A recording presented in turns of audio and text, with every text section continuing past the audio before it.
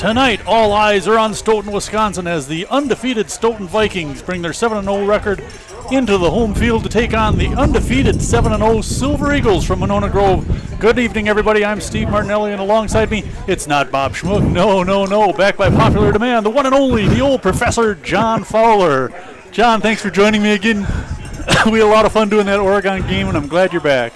I had a wonderful time. I'm happy to be here. Well, it ought to be interesting tonight. We've got two teams, both with similar records. Both have dominated on offense and had great defense throughout the course of the year. But they're very different styles. You may have noticed that Stoughton runs the ball quite a bit more than the Silver Eagles, and Monona passes the ball a heck of a lot more than Stoughton. On a wet field like we've got tonight, who do you favor? Well, with the wet grounds, I think it does help the homestanding Vikings a little bit. I mean, if the MG kids cannot get out and cut their routes like they normally do, that might affect their timing to some degree. But they're here and they're undefeated for a reason. They've done very well running the ball, and so I think that MG is going to do just fine regardless of the grounds. Stoughton definitely likes to move the ball on the ground. Wet ground should definitely help them, as they prefer not to pass the ball unless necessary. Yeah, it's interesting. Stoughton's given up 4 touchdowns in the first half all year. Monona's given up 5 touchdowns in the first half. I only count the first half because for most of MG's season, the second half has been the reserves. Alec Ogden has not seen the field in the majority of Monona's second halves, and he's racked up some remarkable numbers playing half the season, if you want to figure it that way. He's got over 1,800 yards passing, 20 touchdowns, only 2 interceptions. My stats here say 1, but I know he's got at least 2, and a quarterback rating of 151. That's just staggering, especially when you look at his percentage. His completion percentage is over 70%. That's unheard of. That's really quite amazing for a high school athlete. I mean, he clearly understands what the coaches want him to do. And if the play is just not there, he's not forcing the ball. He knows that he can throw it away, and they have such a high-powered offense that they can afford to be third and long. Absolutely. They have enough weapons to get that done. He can throw the ball away and not try to hit passes into tight quarters. Well, speaking of weapons that they've got, his number 1 receiver this year is Lucas Gerlach. Gerlach with 33 receptions for over 600 yards and 8 touchdowns out of his tight end position. He's been dangerous coming across the middle this season. But Monona is more than just a passing team. One of their main attackers is Jackson Thompson. The running back last week became the 4th all-time leading rusher in Monona Grove history. He's creeping up on another 1,000-yard season. He's got 15 touchdowns. So Monona Grove, let's look at it this way. They've passed for 21 touchdowns. They've run for 25 touchdowns. That's a pretty nice balance. On the other side of the ball, Stoughton, much more of a rushing team. They've got a decent passer in Jonathan Malik completing 62%, but they just don't throw that much. They've thrown the ball only 91 times all year. Monona's completed more passes than they've attempted. But their main focus on offense is Brady Shipper. Shipper, 1,150 yards so far, 8.5 yards per carry. That's pretty impressive, and 14 touchdowns. Yeah, I've not seen Brady yet this year, but I hear great things about him. I'm excited to see what he can do. Good basketball player, too. I saw him some last year, and he was a lot of fun to watch. Stoughton's had very good first halves as well, and they often enter the third quarter with a pretty good lead, and so they're obviously inclined to move the ball on the ground, keep the clock running, which can partly explain why they've been fairly run dominant so far through the first 7 games, all victories. Well, I looked at margin of victory before the game started tonight, John, just to see how the two teams compared to each other. Where'd my notes go? And Monona Grove leading margin of victory compared to Stoughton for all of their games against common opponents, with the exception of Edgewood. Monona's averaging almost 49 points a game and giving up 12 a game. That's just crazy. Last week they put up 64 against Milton. That was a rare game where the starters had to play into the second half. That one wasn't decided until sometime in the third quarter. Other than that, if you want to compare some of the other similar opponents, Edgewood was the closest the two teams have been. Monona beat them by 36. Stoughton beat them by 37. Other than that, Monona's dominated everybody. They beat Monroe by 42 points. They beat Milton by 38. Oregon by 36. That was a game John did with me. They beat Portage by 35. The big margin of victory for Stoughton has been, like I said, 37 against Edgewood, 28 against Milton. No matter who wins tonight, it's going to be historic. Stoughton last won a conference championship back in 1975 when they tied with Monona Grove, Jefferson, and Sun Prairie. The last time they won the conference outright was 1963, which seems like an awful long time to me, John. Boy, fell into that habit. It's Well, only been 22 years. Understandable. I feel Bob like I'm was cheating. alive then. I feel like was I'm not. cheating on him. Bob was alive then, and he has a great memory, even as a youngster. So he remembers that well, I'm sure, but I was yet to be born in 1963. Well, the way the Silver Eagles are going to make history is they're looking for the program's 400th win tonight. So either way, somebody's going to go home really happy tonight. Silver Eagles have beat Stoughton 17 consecutive times. 17 consecutive times the Silver Eagles have been in the playoffs now. All time against Stoughton, they've won 46 times, lost only 25, with one tie, 1958, 13-13. So based on that, it was very competitive up until the year 2000. 15 years ago, yeah. Stoughton last won in the year 2000, a 21-20 overtime win. I remember that. That was Mike Stassi's second year here. Mike had a rough second year, but bounced back to be conference champions the year after that, and it was all smooth sailing from that point, including the state championship in 2013. Silver Eagles finished second in the state D2 last year. Started off with kind of a rough season. I believe they started the season last year 3-3 and came on to play in Camp Randall the last game of the year. That was kind of a nice way to end the season. Coach Brandon Beckwith off to a remarkable start here. In his short career, he's 27-5 for the Silver Eagles. This is just his third season. Those are very good numbers. Yeah. We mentioned Mike Stassi. Mike was 142-42, but it took him 15 years. It sounds like a long time to rack up 142 wins. The record at Monona Grove, of course, is Dick Rundle with 164 victories. Took him 26 years, but then back then, they only played 7 or 8 games a season. I mean, the 1977 state championship team, Monona Grove's first state championship team, went 10-0. Now you've got to play 14 times to win the state championship. So a little easier to rack up victories for a coach. I imagine it's been a few years since MG has not played at least 12 games. I mean, that would be playing in a level 3 game. Yeah, well, they've been close to 500 and gotten Wanakee in the first round of the playoffs. You know, our best strategy most years is to hope Wanakee gets classified as D1 and we get D2. You know, and most years Wanakee's one of the bigger schools in D1 and we're one of the smaller in D2, or bigger schools in D2 and we're one of the smaller schools in D2. Let's see, what's that banner say? The something Eagles went extinct. The year 2017, the year the Eagles went extinct. We'll see about that, Stoughton pom-poms. Shaking my fist. You can't see that on the radio, but I'm shaking my fist at Stoughton. And here come the Vikings. The Silver Eagles are already lined up. Watch what they do for the anthem, John. This is kind of cool. You know, with all the controversy over it, MG does a nice job when they line up for the national anthem. All right, Stoughton just about ready to take the field. We're a little over a minute away from something. That's what it says on the clock. That's a good call. Maybe the national anthem. There we go. Here come the Vikings as they bust through the banner. Nobody got hurt. Stoughton without one of their prime players tonight, receiver defensive back Jordan Dibenedetto. Benedetto, a second-team all-conference pick last year.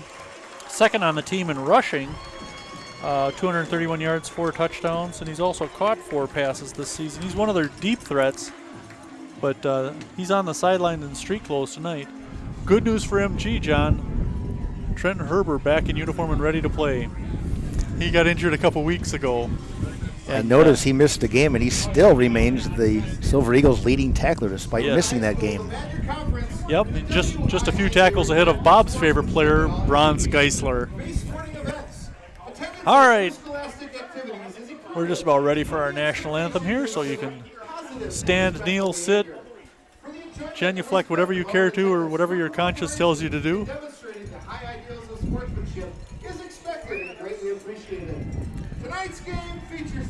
It's a wet night here at Stoughton, not particularly cold, but it could get really raw if the temperature drops. Yeah, I think with so much moisture in the air, it's not supposed to drop more than a couple of degrees during the course of the game, but we are up on high here, and there's a little breeze coming through the box. Hey, John, I got to mention, you're listening to WVMO LP Monona. Are you guys ready for some football? All right. Well, you can't see it from where you folks sit, but the press box here at Stoughton High School is filled to the brim with media types like us. I've never been in a press box this crowded before, John, and I sit next to Bob most games. I'm just hoping we finish the game at the same level we are now. It is so crowded in here, ladies and gentlemen, that they put the Stoughton coaches and a lot of the camera crews on the roof of the press box. We're inside, mercifully out of the elements, and can see most of the field. Actually, my view isn't too bad. John's got a little bit of a problem with, pretty much the center of the field being obscured, but we'll work around that. That's just a small inconvenience. It actually is a very nice evening. I mean, it's maybe a little mist in the air. Obviously, some considerable wind going left to right as we're looking at the field, but it is not raining at this point, and the field looks like it's in fantastic shape. Yeah, it does look very good. We are on the Stoughton side of the field, of course, so the Vikings right in front of us, the Silver Eagles opposite. I didn't notice who won the toss, but it appears the Silver Eagles are going to return the kickoff. Let's see who we send back. Oh my, with these white jerseys, it's impossible to see. Yeah, you're right, Steve. It's going to be tough to see those MG numbers. They have silver on a white jersey with blue pants. And Stoughton's got black on purple. It's a little easier, but not easy. Yeah, I've seen a lot of Stoughton football games. I've never seen them wear black uniforms. This is a nice looking touch. And then the purple numbers with the white trim, not bad at all. It's a nice looking jersey. It's just hard for feeble-eyed announcers to see. All right, Stoughton to kick off, going from right to left. We've got 12 minutes on the clock. The biggest game of the year for both these teams. This basically will decide the Badger Conference South Championship. Next week, the Silver Eagles will finish out the regular season versus the Watertown Goslings, where Stoughton will travel to Fort Atkinson to take on the Blackhawks. Stoughton ready to kick. The signal. So a bit of a contrast then. We expect Stoughton to try to run the ball tonight, whereas next week at Watertown, if they can, they might throw the ball 70 times. Oh yeah, they make no bones about being a passing team. All right, I think this is McCone ready to kick off. And forgive me for not seeing who's deep for the Silver Eagles. We're looking through two panes of glass with a nice layer of moisture in between. Probably wonderful for insulation. Taken at the 6 for the Silver Eagles. Up through the middle of the field, across the 20, 25, and down near the 30-yard line. And the ball loose. We'll see what the referees say. No signal yet. And it goes to the Vikings, the opening kickoff. The Vikings recover at their own, or at the Monona Grove 30-yard line. There was nice field position on the return, but as the player was being tackled, he coughed up the ball, and the Vikings have recovered. A huge break for the Vikings. Let's see if I can catch who this is. Well, let's see what Stoughton can do if they can capitalize on this. Again, they don't prefer to pass immediately, but this would not be a bad idea to go right to the end zone right here during this quick turnaround. They might catch the Silver Eagles off guard a bit. Now you're talking like you're calling plays for the Silver Eagles. That's one of their typical approaches. Malik calling the quarterback. Shipper, the running back next to him. They give us to Shipper up the middle. No, Malik trying to go right side. Getting about a 4-yard pickup before he's pushed back. Shipper, pretty effective decoy on that one. He's going to get a lot of attention. If I was MG, I'd put a spy or two on Shipper all night. Yeah, he looks like he's made to break tackles, and obviously he's done that all season so far with the numbers that he's put up to this point. 2nd and 6 for the Vikings. The ball at the 27-yard line of Monona Grove. Boy, that was a huge break to start the game by recovering a fumble. All right, 2nd down. We're just underway here. So MG said here to really stop the run. Shipper trying to go left side, trying to find the corner, and he's pushed back, and he's going to lose a yard or two. Silver Eagles smelled that one perfectly. You can see, Steve, he was really sort of probing the turf there. I mean, he was taking little steps, trying to keep his footing, and there was really nothing there. MG had that strung out very nicely. Loss of about a yard of play on the play, 3rd and 7. Yeah, Shipper looked like he was looking for a place to plant that foot and cut it back, and never found it, and basically ran out of field. Again, the field looks fantastic from up here, but it's been raining the better part of the day, so it has to be a wet track. Yeah, it's got to be a little slick, if not downright soggy. League on 3rd and long. He'll keep it himself. No, the give is to Shipper, and Shipper close to the first down, but he's going to be short by a few yards. Now a decision for the Vikings.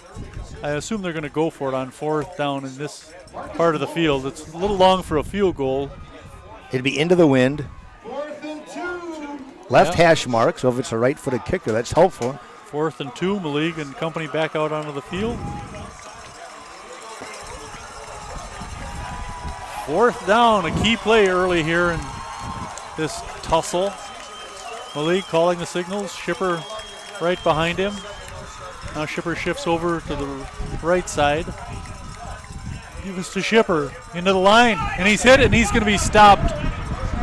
Now the pile pushes forward, but I don't think he made it, John. And the Silver Eagle defense coming off the field, they held on downs. Boy, after the opening fumble, John, it was looking pretty dire, and Monona Grove's defense really stepped up. Yeah, I think we learned it's not going to be easy to move the ball tonight. That is a wet track. I mean, that was a very basic play. They've probably run it successfully many times all year, but MG was up to the task and was able to keep them short of that line to go. So now the Silver Eagles offense out onto the field. Alec Ogden and company. Watch number 4, Jackson Thompson. Number 2, Lucas Gerlach, the tight end. And their leader is their quarterback, Alec Ogden. He's completing 72% of his passes. He's thrown for 1,800 yards. Ogden with somebody other than Thompson in the backfield next to him. I think they've got Thompson out on the wing here to give us to the running back. I think this was Ethan Boehner. No, that was Thompson. I can't see their jersey numbers, forgive me. Lots of Stoughton helmets in on that play. Good pursuit. Ball out near the, let's call it the 27-yard line. 2nd and 7. So 2nd and long. Looks like Stoughton's playing single high defensively here. Ogden keeps it himself right side. Running room has the first down across the 40. Now tackled across the 45-yard line. Good run by Alec Ogden. He looked like his feet slipped out from under him there, John. Ogden is one of the quicker quarterbacks I've seen in some time. He gets the ball out to the 42-yard line. 47-yard line. You're right, Steve. He did not have any interest in running over that kid or trying to. I think his coaches have told him to not get hurt. You're just too vital to this entire offense. Now Ogden, plenty of time to pass. Throws one deep. Has a man open. Ooh. Oh, the receiver slipped and almost picked off by the Vikings. Yeah, the receiver was open, but he slipped, and it actually that could have been intercepted by the Vikings. That ball moved substantially left to right. That was Sam Wallin on defense for the Vikings. Wind seems to be more of a factor right now. That moved that ball quite a bit. Yeah, the wind blowing pretty hard, harder than we've seen it in any other game this year. Now 2nd and 10 for the Silver Eagles. The ball directly in front of us on the 47-yard line. Can't complain about where our seats are, Bob. It's just, or John, it's just a little hard to see. Ogden calling the signals. They'll give it to Thompson again, and Thompson across the 50-yard line and into Stoughton territory. So the run, the main mode of attack so far for the Silver Eagles. 3rd and 6 for the Silver Eagles. The ball at the 48-yard line of Stoughton.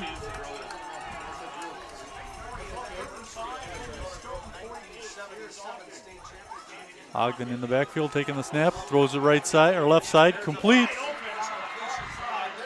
I think this is hard to see that number, Steve. Colton Moran. Whoever it was, he did a nice job. He possessed the ball, made a down, quick step, and advanced another 5 to 8 yards after the catch. Let's see, I can't even see where we are. 26? 26-yard line. 1st and 10 for the Silver Eagles. Schenk's record, they're saying over the PA system. I thought I saw Moran, but Ogden calling the signals. Thompson again trying to go right side. Boy, he's a tough kid. Has a first down inside the 20-yard line. Yeah, Steve, he dragged 4 or 5 tacklers there. That was a good, energetic run. He took it right up the middle. Not a lot of fakes at work there. He just took it right at him and broke 4 or 5 tackles for a nice first down. I can't even see what yard line they're on. 1st and 10 for the Silver Eagles. They're inside the 20 for sure. Ogden. They're starting on the 10-yard line. Touchdown, Silver Eagles. I couldn't even see that one. Let me watch the replay here. That was a pass out to the pylon on the right side. That was number 6, Anthony Ellis-Crail with his first score of the night. Let's hope many more for Anthony. Our apologies, folks. We are blocked by a very large bulletin board in front of us. Couldn't see that play, but it was a nice throw in the corner of the end zone, a nice catch. Let's call that a 16-yard pass. Horsemeyer with the extra point attempt. Horsemeyer's made 38 in a row. And that looks like 39, Johnny.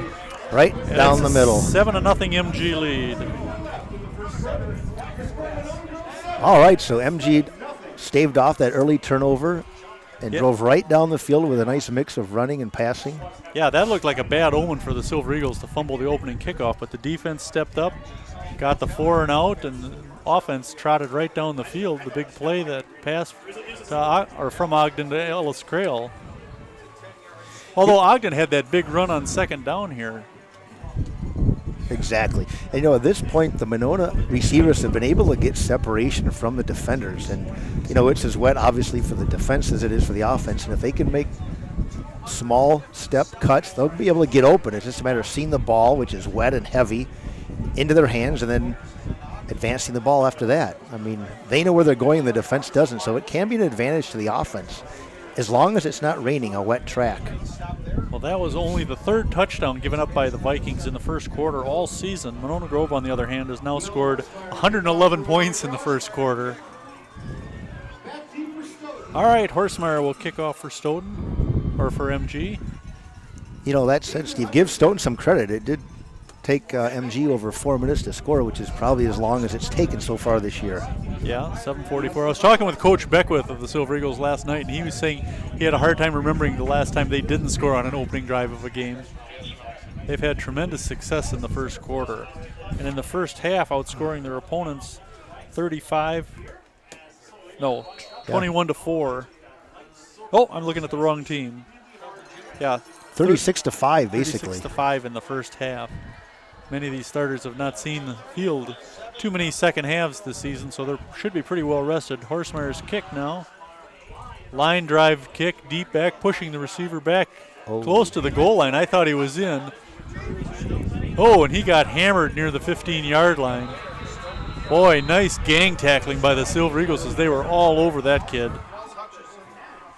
Yeah, that was a risky decision to bring it out. Lots of enthusiasm. He's probably fired up, but he probably took that out of the end zone from 3 or 4 yards deep. That was Nathan Hutcherson, a 5'7", 140-pound sophomore. He'll remember that play. Yeah, he was able to advance it to the 12-yard line. Out to the 12, 1st and 10 for the Vikings. Not quite the field position they started with last time. Oh, they're calling a penalty against the Silver Eagles, so they'll march it up 10 yards. I did not see what that was. That's interesting. Because it was in the end zone. It was an automatic touchback, so they push it out to the 20. Oh. So all those nice hits on that kid for nothing. Hopefully the official will blow the whistle a little bit more loudly next time to prevent unnecessary play. Yeah, no fooling, because he took a beating. Shipper with the handoff, trying to go right side. Has some running room, breaks into the backfield. He will go 88 yards. Brady Shipper. Wow, that's the one thing you got to watch out for. Floodgates. Brady Shipper. He got to the second level, and nobody is going to catch him. That kid has good speed for a large, muscled high school running back. Wow, that was some play. Shipper broke through the line on the right side and then just outran everybody. So, what do you say about that, John? That's about as good of a response to a opening score that they let MG have as Stoughton can possibly have. One play, 80 yards. I'm not sure that he was even touched. Yeah, he broke might have through been that at the line scrimmage. and just sprinted away from everybody else. McCone to try the extra point, trying to tie this one at 7. The snap, the hold, the set. Looks like a good kick, and it's a 7-7 game. So 20 seconds after the MG touchdown, the Stoughton Vikings answer. Yep. Just when maybe the homestanding fans thought that maybe they were in a little bit over their head with the Silver Eagles after that first drive, they answered about as well as they possibly could. Yeah. One play, 80 yards. Wow. Well, that's right. It was 80 yards because they brought it out to the 20. In my mind, I was going back to where the kid was tackled on the return. But All right. So McCone Shipper was averaging what, Steve? Approximately 8.5 yards a carry. Now he's probably up to 9 with that one carry. That puts him over 1,200 yards on the season, his 15th touchdown. His average per game is 192 yards. He's got to be over 100 or close to 100 by now. McCone will kick off for Stoughton. Silver Eagles on the sidelines getting ready to come out. Special teams coach Mark Rundle undoubtedly telling him hold on to the ball this time. Yeah, it stands to reason. It's obvious. Ball security is going to be a huge part of this game. MG was able to overcome the initial fumble, but there are most certainly going to be some balls on the ground tonight and some passes that the wind takes in unintended directions, and we'll see who takes care of the ball the best and who can move the ball most effectively. Thompson and Jenks Recker back for the Silver Eagles. McCone ready to kick for the Vikings. Into the wind again. 7:24 to play in the first quarter. A tie game, 7-7. McCone's kick. Fairly high kick taken by Thompson at the 8-yard line. Across the 10, 15, 20, 25, 30, 35. Still. Oh, my. Thompson could score. Nobody's going to catch Jackson Thompson. Jackson Thompson Touchdown. into the end zone, 93 yards. So, John, we've seen 3 consecutive and there touchdowns. are no flags on the field.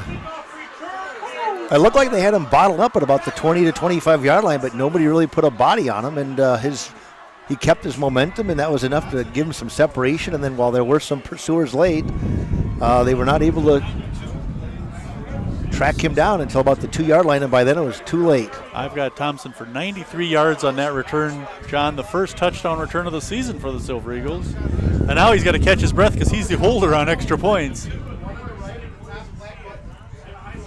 Horstmeyer will do the kicking, and so after the Ellis Crail touchdown pass from Ogden, Shipper answers with a one-play drive where he goes 80 yards, and then the Silver Eagles return the kickoff to take the one-score lead.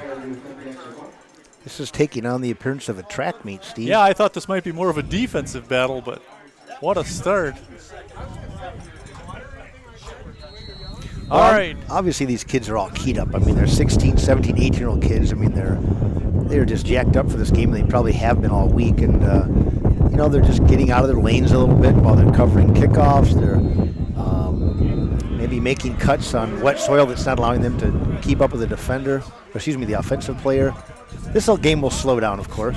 Horstmeyer's kick makes it a 14-7 MG lead. All right. What can we see next, John? We saw a nice long drive for a touchdown, a long run for a touchdown, and now the kickoff return. I think now we need to see a fumble return.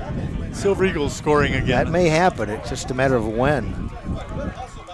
So a pretty good crowd tonight, Steve. I mean, obviously the weather's been a little inclement all day, but I mean the Stoughton sidelines is rather full, and they have a large seating capacity. Across the way, as well as we can tell, large stands again on the visiting side, and MG's probably 2/3 full. Yeah, I suppose those that aren't here are probably listening to the broadcast, Steve, I would imagine. That's what it. Everybody Bob's stays home here to listen to us. Yeah, they were thinking Bob was here. Bob's at home listening to the broadcast, you mean. Bob, we'll see you next week when we take on the Goslings. Are the Cardinals playing tonight? Are they in the playoffs? Ha! The Cardinals. Oh, yeah, that's right. They're the team that finished behind the Brewers, aren't they? Oh, then Bob's not watching that. He's wincing now. No, now he's shaking his head and laughing. It's because the Cardinals have crushed the Brewers the last 11 years. All right. Horstmeyer ready to kick this off. Silver Eagles up 14-7. We're 7 minutes and 11 seconds to play in the first quarter. A wild first quarter so far. Horstmeyer's kick with the wind. Pushes it deep into the end zone, and that'll be a touchback, and Stoughton will take over at the 20-yard line again. Yeah, the kick returner at that time had no interest in catching that ball. He would have been right at the 1-yard line, and he would have been catching that ball overhead. You comfortable standing there, John? I'm doing just fine. All right. It allows me to move around this large sort of bulletin board sized feature in front of us. That why would they put a 2-foot wide post in the middle of a press box where somebody wants to watch? Well, I'll take all the stability I can in this building tonight because this place is loaded. All right, 1st and 10 for the Vikings. Their second play from scrimmage. Or excuse me, since the first drive. Malay keeps it himself and gets out to the 24-yard line. You know, I think they found the secret on that last play. Run that one again. Under 7 minutes to play, a 14-7 MG lead. Yeah, on that long run by Stoughton, I mean, MG was so pressed up. I mean, they had nobody in the safety position. I mean, they were like... Well, they're playing everybody up in the box, and you Right. break past the linebackers, there's nobody remaining. Now man in motion. Yeah, they're basically bringing their safety. He's 8 yards from the line of scrimmage. Malik looking to throw, going deep over the middle. There's a man open, that's 80, Dom Miller, I believe. Great play call by Stoughton. They sensed that MG was pressing the line of scrimmage. There was nobody back. The pass protection was good, and the receiver was open, and he made a nice catch. 1st and 10 Stoughton on the MG 40-yard line. You catch who this was. That was very good pass protection by the Vikings. I mean, he had the ball back there 86. for a good 5 or 6 seconds before he released that pass. It took Nate- his receiver a while to get open. Nathan Hutcherson, the sophomore, making the catch. Now 1st and 10. To give to Shipper through the line. Oh, he's gone again. Shipper's going to score again from 30 yards. He will make this a 1-point game. Wow. Shipper with what, 5 carries now and 2 touchdowns? Yeah, MG's committing pretty much all 11 players to the within 3 yards of the line of scrimmage, and if he breaks through that level 1, there's nobody there to stop him, and nobody's really even slowing him down at this point. But it's still early. They're still working on their keys. Wow. Steve, at this pace, we're going to be here until tomorrow, which is And okay. the scoreboard's not going to hold all these numbers they're going to rack up. Jeez. 13 seconds away from a tie game here. McCone squaring things up for the Vikings, hoping to make this extra point and tie the game. Snap, hold, kick, and it's tied at 14.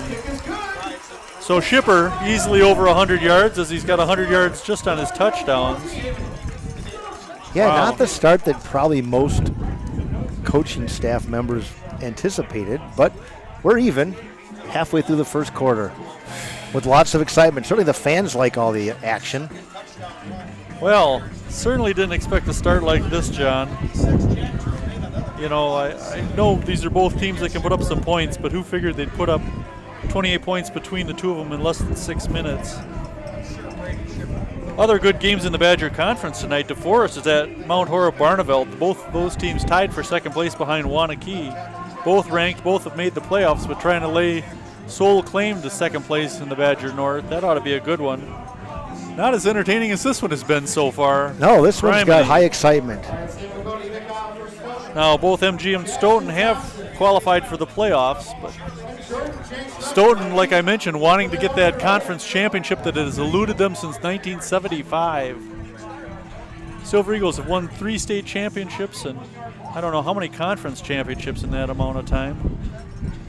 All right, I believe this is Thompson and Jenks Recker back for the Silver Eagles. We're back to even again.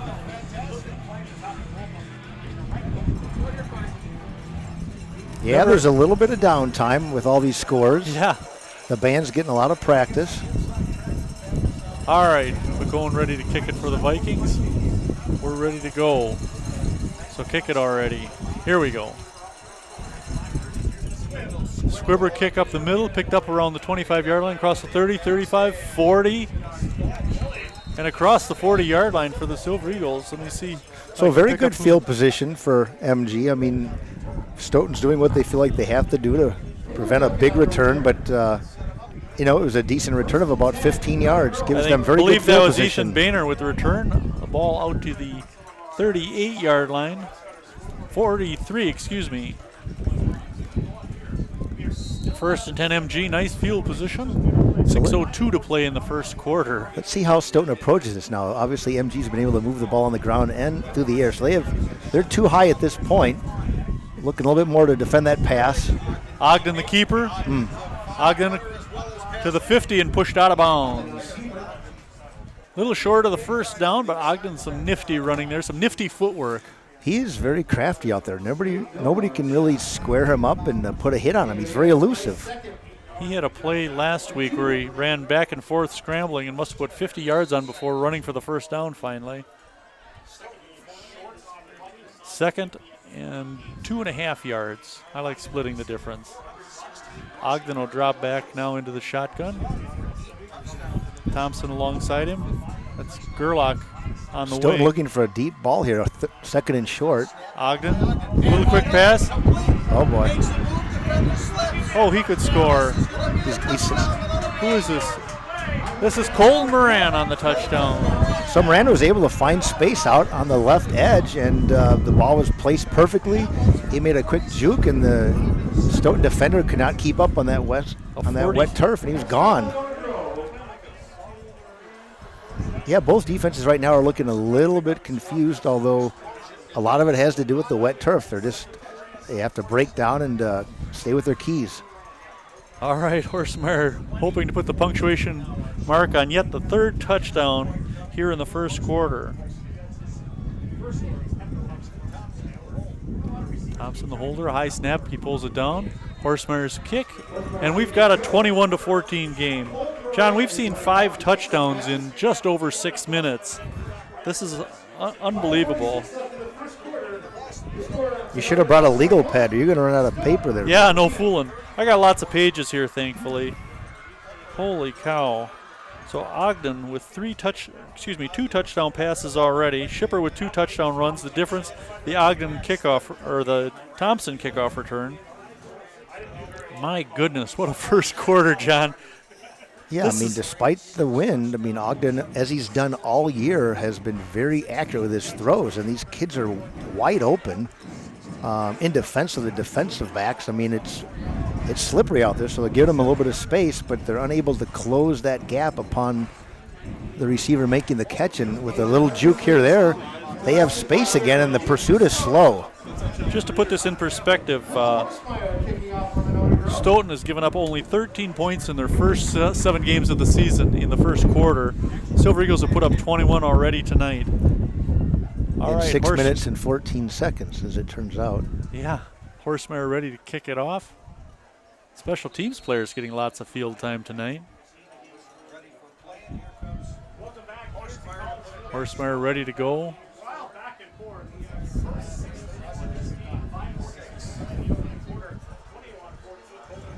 Horsemeyer's kicked the last 2 into the end zone. Another strong kick here, and that'll sail and into the end zone, and the Vikings will start from their 20 for the 3rd consecutive time. That makes it easy with that wind, the way it's been blowing. Horsemeyer's a strong kicker. You know, his dad was the kicker for the 77 championship team. Greg Is that Horsemeyer. right? Yeah, his dad's a swell guy. My family's been friends with his family forever. So a very exciting start to the game. Nobody's left early. Nobody's buying concessions. They're having a tough time with the concession stand tonight because nobody's buying because they don't want to miss any excitement. Well, who wants to miss this for a hot dog? Maleg? No. Jet sweep going back the other way to McCone. McCone about an 8-yard pickup on that. Easy to fool me with a good fake because I can't see through this window very well. I should quit complaining about the conditions. Yeah, it looked like MG had that defended well, but he was able to get a little bit further outside than maybe it looked like he might, given the edge there. But he did knife it for about an 8-yard gain.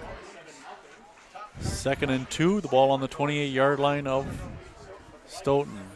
Maleg calling the signals. Man in motion, coming this way. Now the handoff to Shipper. Trying to cut it back, and hit at the line. He got back to the line of scrimmage, but nothing more than that. He seemed a little tentative on that one. Yeah, he definitely displayed maybe tentativeness, maybe patience. I don't know which. I've not seen him play until tonight, but he definitely was waiting for the blocking to develop, and to MG's credit, it really never materialized, and so they held him to basically probably a half-yard loss. Yeah, 3rd and a long 2 for the Vikings. Shipper in the backfield alongside Maleg. Shipper with the carry. Shipper has the first down. He's still going. Still going down the right sidelines and out of bounds near the 40, 45-yard line. I thought they had him stopped. It looked like he made a lot out of nothing there. It looked like they had him bottled up right at the point of attack, and he kept his feet, kind of juked to the right, and then found some real estate and turned that into a good 7 or 8 yard gain, I think. The key, John, is they've held him without a touchdown for 2 consecutive runs. That's right. That's a victory in my mind, considering how he started this quarter. 4:28 to play here in Stoughton High So School. again, MG with really nobody back in the safety position. They're playing for the run. And now here's the swing a pass. pass out this way, incomplete. The pass was there, but the receiver was unable to bring it in. They're looking for number 11, Max Fernholz, their tight end, and he couldn't hang on to it. Brings up 2nd and 10. That play was there. There was single coverage out there, and he had separation from the defender. If he makes that catch cleanly, he can turn and look and maybe make a big play out of that. Fernholz had a big game against Watertown last week. A 60-yard reception to set up the winning score by Schipper. Now they split out 2 wides to this side, 1 to the far side. Silver Eagles still overplaying the run. Schipper alongside Maleg. They throw it out this way again, and I don't think that was caught, was it? No, it appeared that he actually kind of short-armed it. Now the defensive positioning was a little bit tighter. There wasn't the window that there was in the previous play, and he just short-armed that. Incomplete. There wouldn't have been much of a gain, I don't think, anyway, had he caught it. It really wouldn't have mattered. It's 3rd and 10. It might have been 3rd and 10 without that play, or if they had completed that pass. They split out 3 to this side now, 1 to the far side. Of course, Schipper alongside. They throw the screen out to Schipper. He's going to run out of real estate and get forced into the bench. He might have gotten a yard or 2 on that one, but it's going to bring up 4th and long. And John, remarkably, we're going to see the first punt of the night. Wow, let's see how this goes. I imagine he's going to have to drive it into that wind to get some sort of yardage. The visiting Silver Eagles played that very nicely. They sensed a short pass. They obviously keyed on Schiffer, and he did get the pass and had some space, but that was quickly closed down by 5 or 6 pursuing Silver Eagles. All right.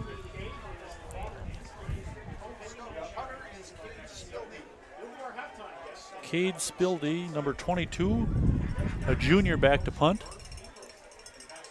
I believe that's Thompson back to return it for the Silver Eagles. Low snap. He's not going to get this kickoff very well. Blocked by the Silver Eagles. Picked up and run into the end zone.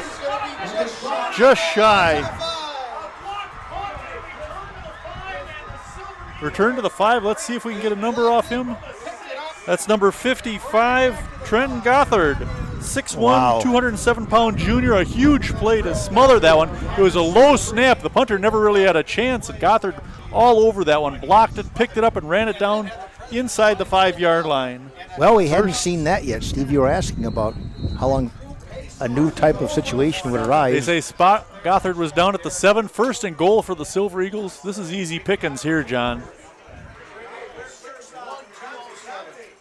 Gotthard, the defensive lineman, with a huge play here. Silver Eagles with a chance to go up by 2 touchdowns. I'm getting choked up and emotional. It's all right, Steve. Ogden Bob's going to be back next week. I'm looking forward to it. Thompson into the line, dives in. He's going to be just short. Yep, looked like he had a nice opening there, but the Vikings closed it down and held him a good 2 yards short of the end zone. The 6-yard pickup on the gain. 2nd and 1. I can't talk, from the 1-yard line. Thompson pushing in. Silver Eagles signal. Yes. And there it is. Thompson, his 2nd score of the night. Wow. Wow. All right, well, obviously MG's offense is explosive enough without that kind of help from special teams, but that's 2 special teams plays tonight that have made a difference. Thompson's kickoff return and now this one. Directly 7 points. Nearly directly another 7 points. Yeah. Silver Eagles almost blocked a couple of punts last week as the Milton long snapper kind of looped things. Horsemeyer makes it a 28-14 MG lead. Yeah, their kicker was looping everything, or the long snapper was looping everything to the punter, and it was just a matter of time, it seemed like, before they blocked one. Well, this one was a low snap, and that guy had no chance. Gotthard took that one off the chest and almost picked it out of the air and ran it back. 3:39 to play in a wild first quarter. 6 touchdowns in 8 minutes, Steve.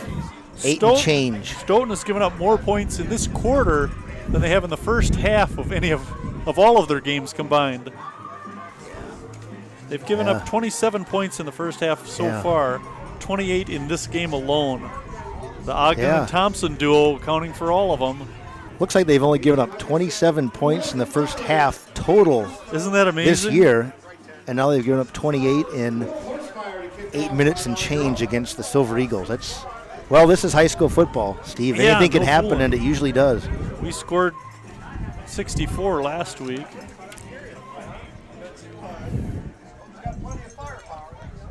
64-26 over the Milton Redhawks. That was a wild one, too. It was 64 points for Monona Grove, a school record. They've been over 60 points 3 times, and I've been fortunate enough to see all of them and had to announce 2 of them. All right, let's see how Stoughton reacts to being down 2 touchdowns. I'm not sure they've been down this far all season. Will Horsemeyer's leg has got to be getting tired. Yeah, The kick into the end zone again. That wind really aiding the Silver Eagles, so the Vikings will take over 1st and 10 from their own 20-yard line. I'm curious to see if Stoughton will put the ball up more in the second half with the wind more at their back. Again, that is not their game, but clearly they're going to have to show some versatility on the offensive side of the ball to move the ball against MG. Yeah, I agree. They're going to have to do something here. They can't count on Shipper breaking them for 80 yards all the time. At least let's hope not. All right, Malik calling the signals. Low snap, gives it to Shipper trying to go right side. There he goes. No, Shipper almost broke it, about an 8-9 yard pickup, but he was one player away from going 80 yards again. He was close. Somebody reached out and grabbed a shoelace, it looked like, and that was enough to trip him up, but otherwise he had a large gain, if not maybe a run to the end zone again. Only 8 yards on that one, 2nd and 2 for the Vikings. I like the Silver Eagles having this 2-touchdown cushion now. Again, MG pressing everyone up within 4 or 5 yards of the line of scrimmage. To give to Shipper, and he's going to be short of the first down. Might have even lost a yard. They're going to go to Shipper quite a bit tonight. That'll bring up 3rd and 3. Silver Eagles are forcing Stoughton to run against basically an 11-man front within 2 yards of the line of scrimmage. Yeah, they are tight. Here we go, 3rd and 2 they call it. 2 split out to the near side. They give it to Shipper again. Shipper plows his way for the first down. Good blocking on the interior line there. He had good momentum and was able to get 4 to 5 yards out of that seemingly basic. I can't make out any of the numbers, but Stoughton's got some big kids in their offensive line. That's a lot of lefts, Steve. A lot of lefts. First down from the 32 for the Vikings. 2:20 to play in the first quarter, a 21-14 Monona Grove lead. Give us to Shipper, and Shipper caught in the backfield for a loss. TFL. Steve, you mentioned the size of the offensive line. I've been here on numerous occasions as a visiting team staff member, and I've always noticed that Stoughton always has a pretty large number of big kids. Yeah. Traditionally, they've liked to move the ball on the ground. With this popularity of a spread offense, I'm not sure that that's made life easier for Stoughton, but obviously this year they're doing very well despite that. 2nd and 13 for the Vikings after the loss. Give us to Shipper again. No, Malik with the keeper, and he didn't go anywhere with that. Flag down, Steve. I didn't know if the officials brought their flags or not, but apparently they have. That's good. That's true. That might be our first flag of the game. Minute and a half to play in the first quarter. Geisler credited with the tackle. They're saying against Stoughton. Declined. The penalty is declined. It'll bring up 3rd and 13. Ooh, loss. That's right. Loss on that play. 3rd and 14. The ball back to the 27-yard line. They've got to make it to the 40. Where am I? 43. That's right. The officials are humans after all, and Mostly. usually they keep the flags in their pockets when it's really crappy weather, but I don't think it's too bad out there. This is a nice night at this point for football, so maybe it's just a well-played, clean game. They're just letting the kids play. Timeout called by Malik. Last week against Monona Grove, the Milton Redhawks, I believe, were whistled for 13 penalties, most of them in the first half. They were shooting themselves in the foot throughout the entire game. Well, minute 4 to play in the first quarter, John. 21-14. I would expected something like that at the final quarter. Well, we've seen offensive acumen so far. We've seen defensive mistakes or maybe just tentativeness that ends up in not being in the right position at the right time, and then the kids are taking it the full distance. I mean, if you give Shipper a step or two, he's shown the ability to beat everybody to the goal line despite his size. I mean, he's a heck of an athlete. Yeah, Shipper listed at 6 foot tall, 190 pounds. I think that's being generous. He's certainly got some great speed. The kid can blaze, as he's shown on a couple of his runs tonight. As you mentioned pregame, Steve, I mean, he's carrying the ball 25 to 30 times a game, and that can take a lot out of a high school kid's body, but he is showing no ill effects on that workload thus far tonight against a very good MG team. Last week he had to carry the ball only 14 times, but he racked up 178 yards against Watertown. Give to Shipper. No, Malik trying to go deep over the middle again.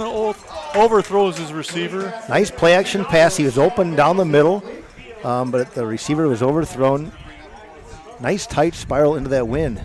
Carried very well, but unfortunately too far for the homestanding Vikings. Sam McCone the target on that one to bring up 4th down. And Thompson will drop back to return it for the Silver Eagles.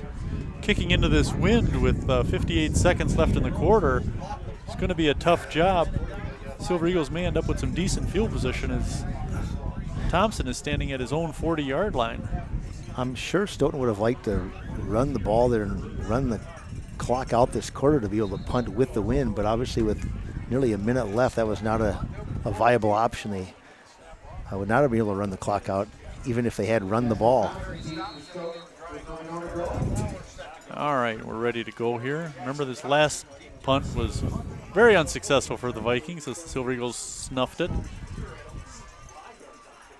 They get this one off, and it's actually not a great punt, but it's going to drop down. Stay away from it, Silver Eagles. Nice favorable roll. Nice roll inside the 30, down to the 28-yard line. Silver Eagles will take over 1st and 10 with 53 seconds left in the first quarter. That ended up being a very effective punt for Stoughton. That ball probably traveled 45 yards from the line of scrimmage into the wind. Into that wind is something, yeah. The streamers are blowing quite vigorously. 1st and 10 MG from their own 28-yard line. 27-yard line, let's call it. That's what the scoreboard says. So here we are, Steve.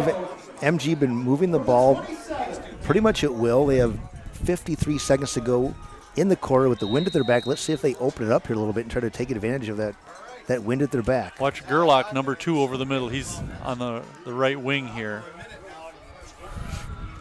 The fake, the screen pass. Gerlach breaks a tackle. Then he gets back to the line of scrimmage, still in bounds. Nice second effort there by Gerlach to break that tackle. The initial Stoughton defender had that sniffed out very nicely and had him for a 2 or 3 yard loss, but Gerlach was able to break that hold and at least get back to the line of scrimmage. 2nd and 10 for the Silver Eagles. 23 seconds left. This might be their last chance to take advantage of this wind in the first half. Ogden calling the signals on 2nd and 10. High snap. Ogden will keep it himself. No, that's Thompson with the carry. Thompson across the 30-yard line. About a 5-yard pickup will bring up 3rd down for MG. And that'll end the first quarter, John. A wild first quarter, 28-14. All right, we've seen pretty much everything, and we still have all of the relays left at this track meet, Steve. So this night is just going to get better. All the relays left. We still have the jumps and the field events to determine a champion here tonight. I want to see you get a hockey reference in there when we pull the goalie. Oh, well, C. Martinelli, John Fowler from Stoughton High School. Silver Eagles looking for their 400th program victory tonight. Stoughton just looking to win a conference championship for a change. It's got to be hard on a school when you go that many years without a conference championship. And I don't say that to make fun of Stoughton. I really feel for them because Monona had a few lean years there when Bob and I were first announcing. But, boy, I can't imagine going as long as they've gone without a conference championship. You know, we've come to expect that the Silver Eagles will make the playoffs, and they have the last 17 years in a row. Stoughton has made it 3 times in school history. Yeah, it is sort of a mystery. I mean, Stoughton is one of the bigger schools by enrollment in the Badger South. But, you know, it's sometimes you don't have a great support of a football or a basketball team or whatever the case may be. But now they have a very energetic principal who I think wants to see the kids excel both on and off the field. And he knows that both can happen. And they've got one heck of a vice principal, too. Absolutely. All right. 3rd and 4 for the Silver Eagles. The ball on the 34-yard line. Their 34. Ogden taking the snap. Plenty of time. Throwing it left side. Oh. Low snap. Little crossing pattern. The receiver was open about 7 yards down the line. I think that was Jenks Recker he was looking for. He just led him a bit too much. Incomplete. So the Silver Eagles will begin this second quarter by punting the ball, as it is 4th and 4. So this is a moral victory for the Vikings. Yeah, the first time they've stopped MG. Nathan Hutcherson back to return the punt. Horstmeyer the punter as well. Now another Viking drops back.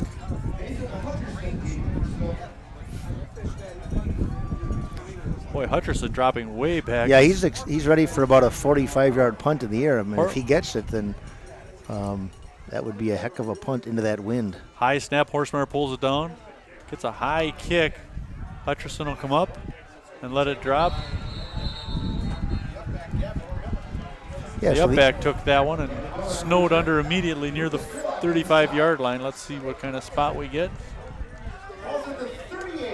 They're going to put the ball at the 38-yard line for the Vikings. So they get a stop on defense, their first defensive stop of the night. And now the Vikings have the wind at their back. Let's see what they do. If they can open up that offense a little bit, maybe get the MG defenders away from that line of scrimmage a bit and make a little bit more room for their very good running back, Schiffer. Maleg throwing the ball only 80 times coming into tonight's game. Compare that to Alec Ogden of the Silver Eagles, who's thrown 141 times. Ogden averaging 12.8 yards per attempt. Yeah. Well, timeout call by the Silver Eagles. We'll take a station ID. No, wait. I can say that. WVMO LP Monona. The voice of Monona, 98.7, just a little above normal. It's really a decent station, John. You should listen.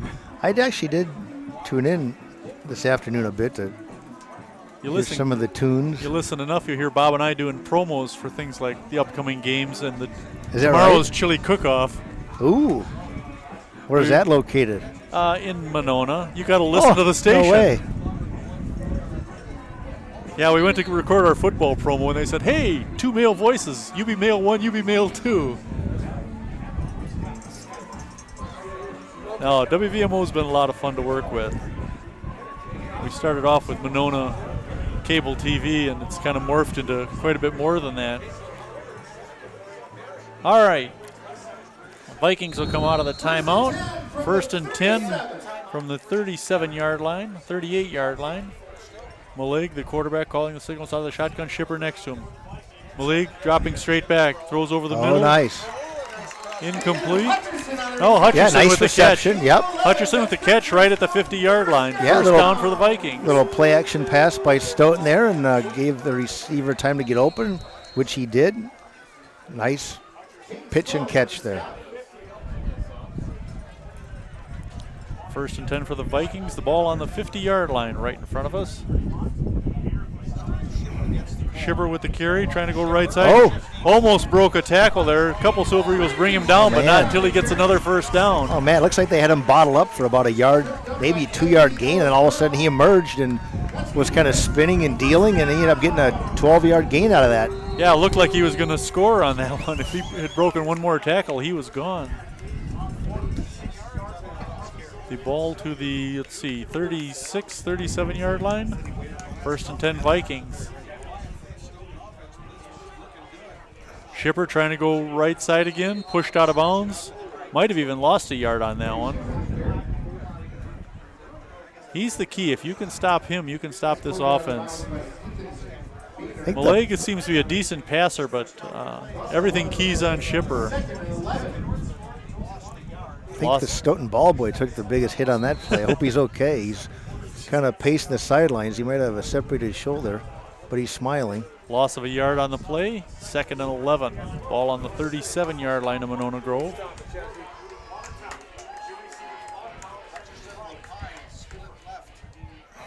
Maleg calling the signals. To give to Shipper, trying to go left side. Shipper across the 35. About a 5 or 6 yard pickup. It's going to bring up 3rd and about 4 yards. Looks like MG has made some adjustments here, giving up those 2 big runs. Looks like they're staying home. You know, they're still staying in their lanes, not over pursuing, because they've seen the ability of Shipper to really bounce outside and get big chunks of yardage. 10.5 minutes to play in the first half. Now Shipper trying to go right side, runs into some trouble, and has lost a yard on that one. That'll bring up 4th and long for the Vikings.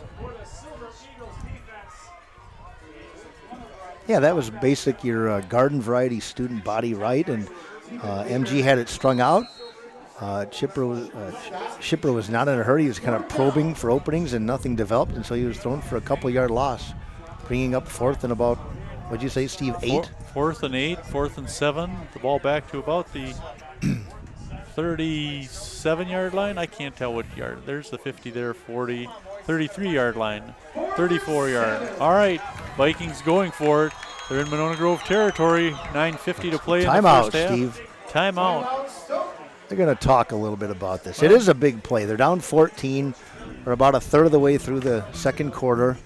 They have to keep this close. I mean, other than Shipper, they probably don't have a lot of big play capability like MG does. And so if they get down too far, it's going to be difficult for them to come back solely using the running game, which is their forte. Yep. They've got a couple guys who've caught some big passes over the season. Sam McCone's got 3 touchdowns and averages 14 yards a reception. Chase Kotlowski, I don't think we've called his name tonight. He's caught 12 balls this year, but only 1 score. They don't have that deep threat. The Silver Eagles have a couple deep threats. Lucas Gerlach makes himself a deep threat just because of his ability to run after the catch. But Sam Hepp, 10 catches, 3 touchdowns, 33 yards per reception. He's a big target too, 6'6" wide receiver.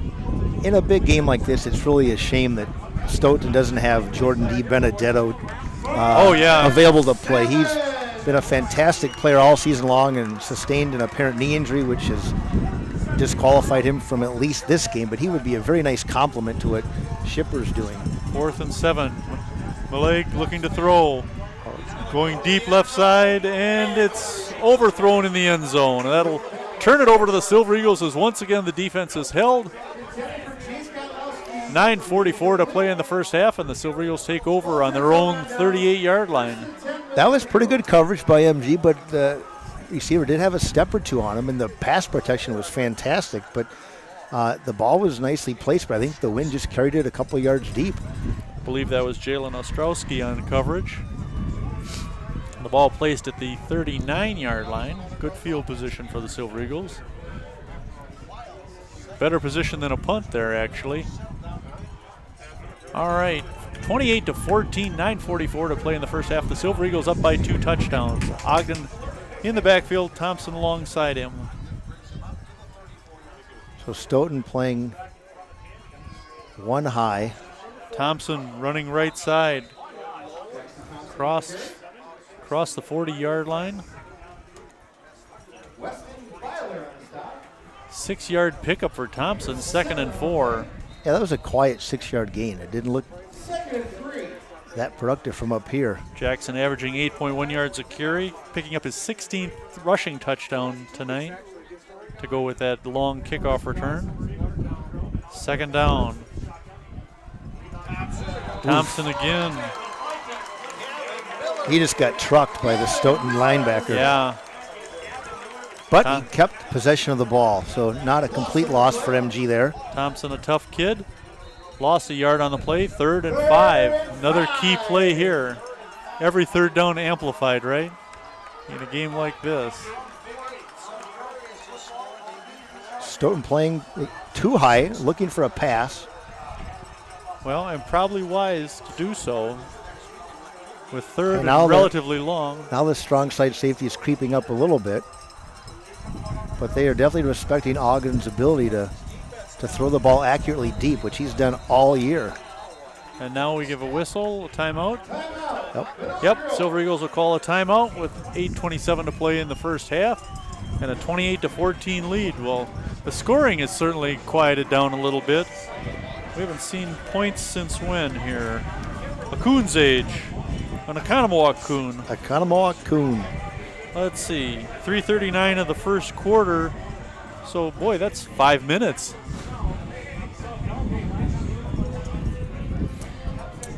Yeah, maybe the offense is getting tired from all the running they've been doing to the end zone. I'm worried about Will Horsemeyer's leg. Between the extra points and the kickoffs, he's got to be getting worn out. He doesn't kick that much in warm-ups. You know, when I look out there, Steve, there is a pretty steady mist coming down from left to right as we're looking out on the field. I mean, we cannot appreciate it up here in the press box. No, we're relatively protected. Other than the messy window that we're looking through. All right, the Silver Eagles going into that wind and rain, as John spoke of. But no complaints, Steve. We're under a roof. That's right. The Stoughton hospitality has been fantastic. I hope there's sandwiches at halftime. All right, Ogden. I hear the ready to lobster's bring fantastic. A lobster roll would be awesome at halftime, wouldn't it? All right, Ogden calling the signals for the Silver Eagles. He's going to throw it right side. Oh. Tipped. Almost intercepted. Oh, my goodness. If that kid has the ball, that's a touchdown. Looked like that was tipped at the line of scrimmage and then again by a linebacker about 5 yards further downfield, and that was up for grabs, but nobody was able to secure it. And that'll bring up 4th and 5, so Horsemeyer will have to punt. John, this is the first time all season the Silver Eagles have punted twice in the first half. Wow. Yeah, most of their punts have been second half kicks. Horsemeyer getting to stretch it out again. Hutcherson back deep for the Vikings, standing about his 30-yard line. You know, give Stoughton's defense credit. I mean, obviously they had nothing to do with the touchdown return, or the kickoff return for a touchdown, nor the short field, but they've really tightened things up very impressively. Horsemeyer's kick, not that great, but a nice MG bounce. It rolls down inside right to the 25-yard line where the Vikings will take over 1st and 10.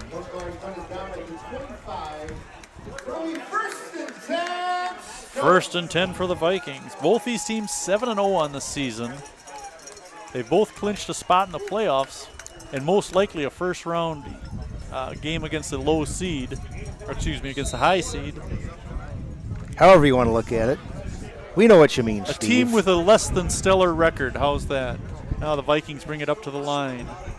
Maleg with an empty backfield. Nobody alongside him. Everybody split out wide. Two-step drop going down the sidelines. Oh, man.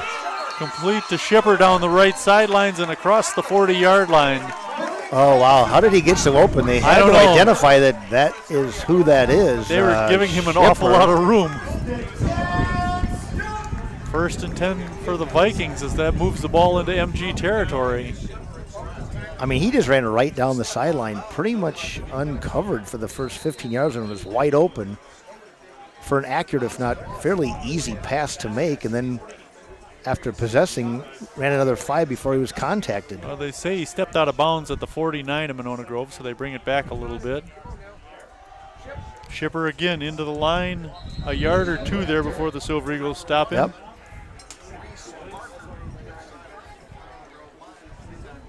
Second. I'm very impressed with this 9. Shipper kid. I mean, he's got moves, he's patient, he's obviously fast, he can catch the ball out of the backfield. I wonder if he's going to show us the endurance that he has. He's touched the ball so much, and we have 2/3 of the game remaining nearly. Well, he's carried the ball an awful lot this year. Second down, little pass, and dropped. Just a short pass. I think that was Fernholz. Yeah, that was well protected by Stoughton, or excuse me, by MG. Had he even caught the ball, it would have been for a very minimal gain. The Shipper averaging about 20 touches a game on offense. He's got to be getting close to that already. Yeah. And we still got 7 minutes and change left in the first half. 28-14, 3rd and 9 for the Vikings. Another big third down play. I heard it once said, Steve, but it's almost like they're using Shipper like a rented mule. I like that. Maleg calling signals. Man in motion, going to the left side. Handoff Shipper coming right side off tackle. Plows into the line, gets 3 yards maybe. Stopped short of the 45-yard line. That'll bring up 4th down for the Vikings.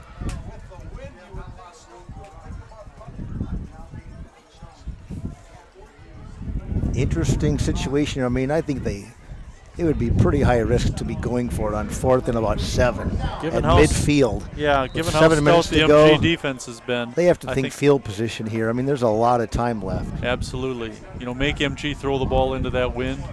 And they've effectively bottled MG up for the last 2 possessions. So if they can get a good kick and provide good coverage, MG's going to start probably inside their 20-yard line with a good punt here. Thompson back to return it for the Silver Eagles.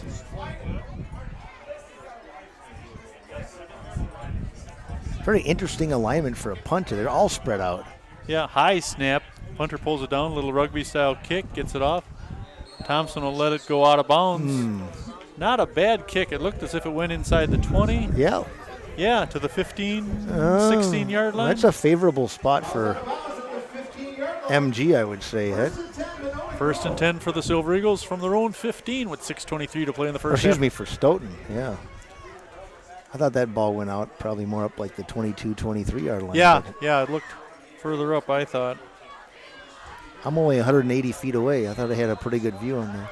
John, this is WVMO LP Monona.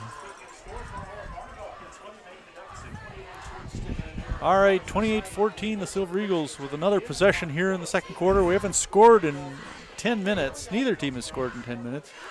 The handoff to Thompson going right side into the line. Fumble. Vikings signaling they've got it. Monona signaling they've got it. Referees saying somebody's got it. Recovered by the Silver Eagles. Where's our spot here, John? I can't see where the yard line. 21-yard line. So a 6-yard pickup for Thompson on the play. 2nd and 6. Ogden taking the snap, giving it to Thompson right side. Has the corner. Close to the 1st down, but I believe he's going to be at least a yard short, Johnny. Yeah, good gang tackling by Stoughton there. Thompson like showing MG some good patience on that, though, waiting for the hole to open before he cut it upfield. So far, MG playing it safe with a 14-point lead, 6 minutes and a half. And playing into that wind, too. I would imagine they'll take a shot deep here before too long. Ogden's demonstrated all year long that he's reliable. He will not throw a risky pass. No, a remarkable accuracy as well, completing over 70% of his passes this season. He'll give it to Thompson again, and Thompson has a push for the 1st down. No, still going.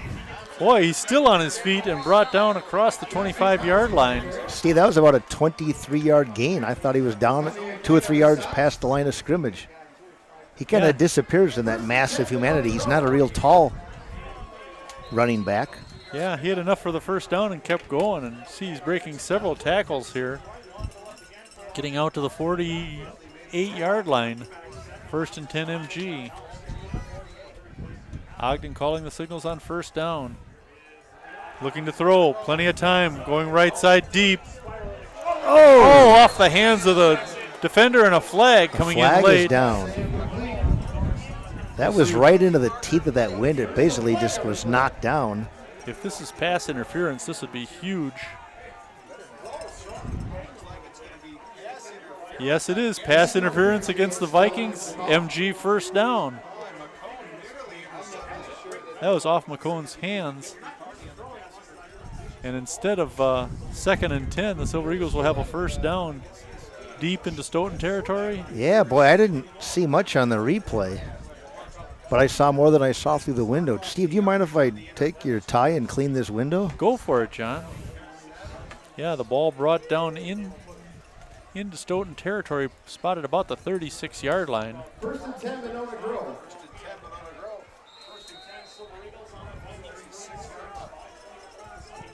5:20 to play, 28-14. The Silver Eagles lead the Vikings.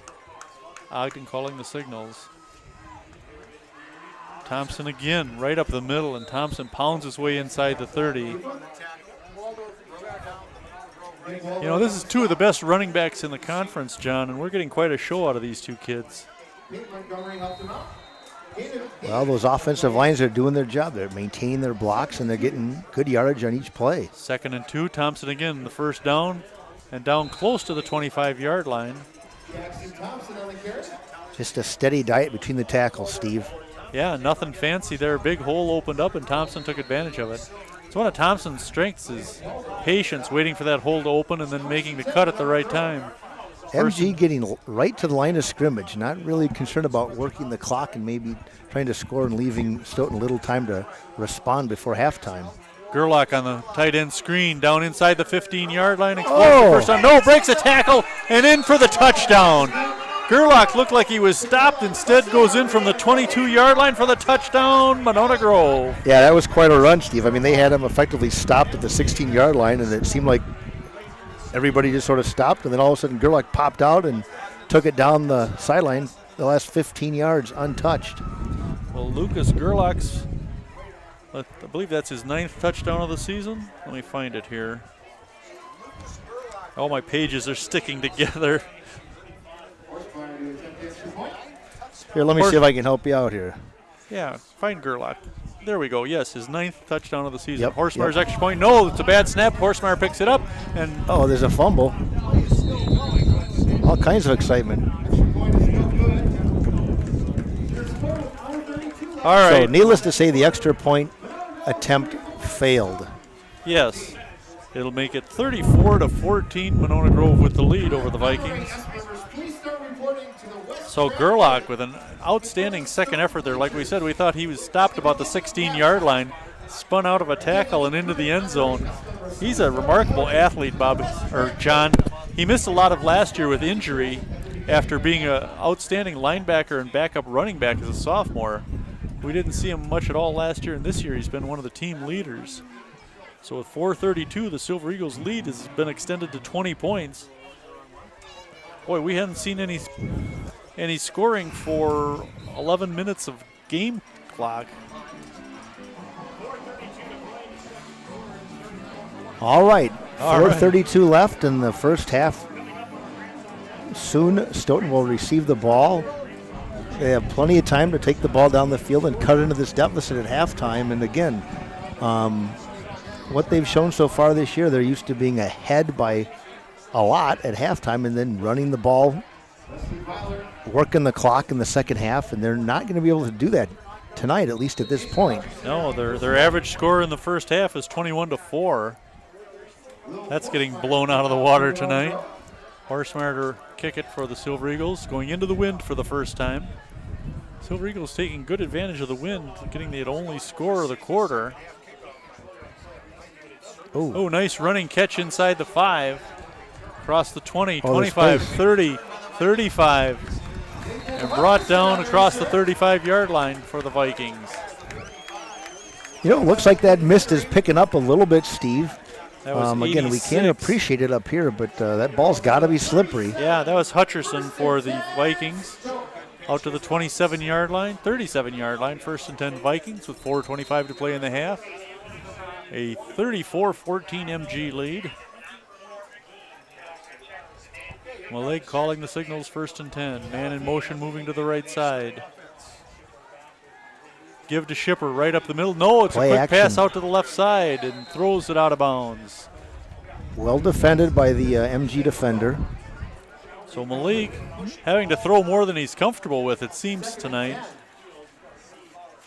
That was a nice play action pass. I mean, everybody except the defender on the receiver bit on that fake, but I bite all the time. Those fakes get me constantly. All right, 2nd and 10 for Stoughton. This time they give it to Shipper, trying to go right side. Forced out of bounds after a short gain. He might have gotten the line of scrimmage. Yep, they ran short side there. Not a lot of real estate, and there were enough MG kids there to minimize the gain. About a yard pickup, 3rd and 9 now for the Vikings. Ball on their own 38-yard line. Big play for the Silver Eagles. Vikings can hardly afford to punt this one away if they don't make the first down here. The leg calling the signals. And now a flag. This will go against Stoughton and mark from back 5 yards. Yeah. It's a bad time for a penalty on Stoughton. It's been a fairly well-played game so far. There have not been a lot of penalties called, which is always good for the viewers. That pass interference against Stoughton was a big play. And now this one equally big as it pushes them back and makes it 3rd and 14.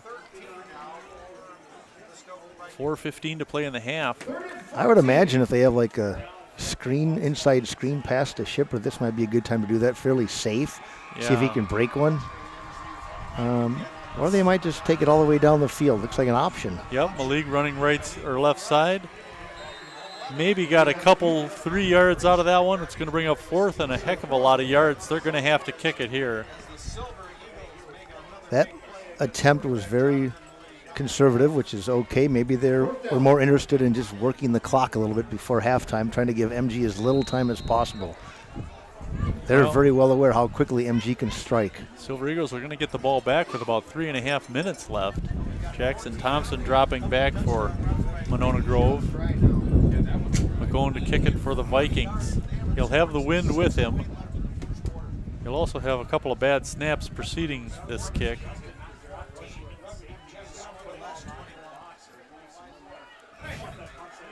Thompson standing about his own 30-yard line. They're coming up on a delay of game here. Snap that ball, son. There's the snap. McCone running. Gets the soccer-style kickoff. Not a great kick. It's going to go out of bounds, and this is going to give the Silver Eagles great field position near the middle of the field. Let's see, we get it about the 46-yard line. Not bad. Unfortunately, probably not what Stoughton was looking for there. No, you don't want to give the Silver Eagles that short field with plenty of time, too. 3:13 to play in the half. Monona could top 40 here in the first half. Boy, that just sounds silly, doesn't it? 40 points in the half against a good team like Stoughton. Yeah, we've talked about this before, but this is a critical set of downs for Stoughton. I mean, they cannot afford to give up a touchdown here. A late touchdown here would be really tough from a psychological standpoint. I think Monona goes for the quick strike here. Ogden calling the signals. No, he'll give it to Thompson, and Thompson hit at the line and stopped and probably lost a yard on that. Good defense by the Stoughton Vikings.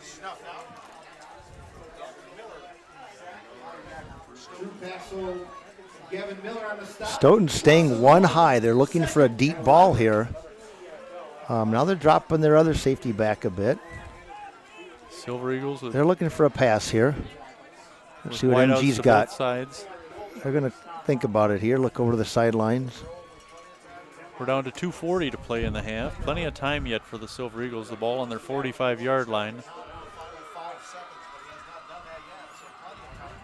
Ogden looking to throw right side. Throws it deep. Off his hands. Yeah, a little play action. Guy running a flag pattern down the right sidelines, and it was a good ball, but it kind of held up in the wind, and the nearby Stoughton defender was able to close any separation. It looked like it went off his shoulder pad, quite frankly. I'm not sure it ever reached the Silver Eagle hands. McCone covering Lucas Gerlach, and Gerlach, a rare, I don't want to say a drop, but one that he didn't catch, brings up 3rd and 11 for the Silver Eagles. They're in the same position now. They want to score and not give the ball back to Stoughton with this much time left, 2:24 to play in the half. Now Stoughton, 3 down linemen, everybody else dropping back a little. Now a linebacker creeps up and back. Ogden looking to throw again, looking over the middle, screen pass, and they smelled it out. Fumble. And took it away from him. And he's going to take it the distance. Do they blow it down? I think they're going to blow it down. I thought Thompson was down. It was a great play by the kid. That was 42. They're saying the pass was incomplete. Let's watch a replay here in the booth. Yeah, there was a lot happening. Oh, yeah. At the point in the field where it's difficult to see. It was a heads-up play by Drew Passold, but they're calling this incomplete, and it'll be 4th down, and the Silver Eagles caught a break and will punt it away. That was a big play. That would have made a big difference for the Vikings if they'd gotten the ball into the end zone like that. Now Horsemeyer to kick it into the wind again. 2:12 to play in the half.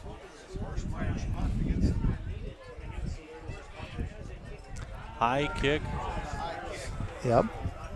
Oh, Almost just hit one missed of the a Stoughton Vikings and player. rolls down dead at the 17-yard line, where Stoughton will take over with 2 minutes and 2 seconds to play.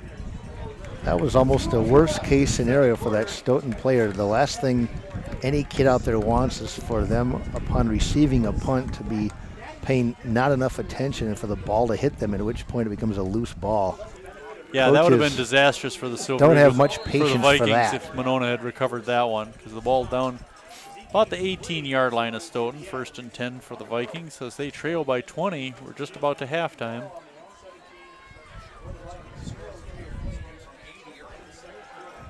Maleg going deep over the middle, has a man, complete and caught, stumbling, rumbling, and brought down inside the 40. Yeah, you had it right. That was the old stumbling, bumbling, fumbling. Chase Without the Latkowski fumble. inside the 40-yard line. Now the Vikings with a chance to put some points up here before the half. You know, the coverage was good there, Steve, but that was Yeah. just a very accurate pass right on the kid's fingertips, and he made a nice catch.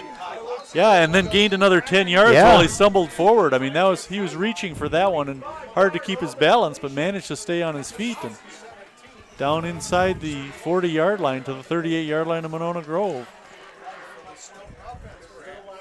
To give us to Shipper, off tackle. Oh, he may go. Might go all the way. Oh, touchdown saving tackle there. Shipper inside the 20-yard line. Yeah, he broke 2 tackles, 2 would-be tacklers at the attack point, and then looked like he had separation, but he was pulled down by the shoe. 1st and 10 at the 16-yard line for the Vikings. So they want to cut into Yeah, this. in fact, Monona they Grove had to 20-point take his shoe lead. off to get him down, Steve. Well, whatever it takes, John.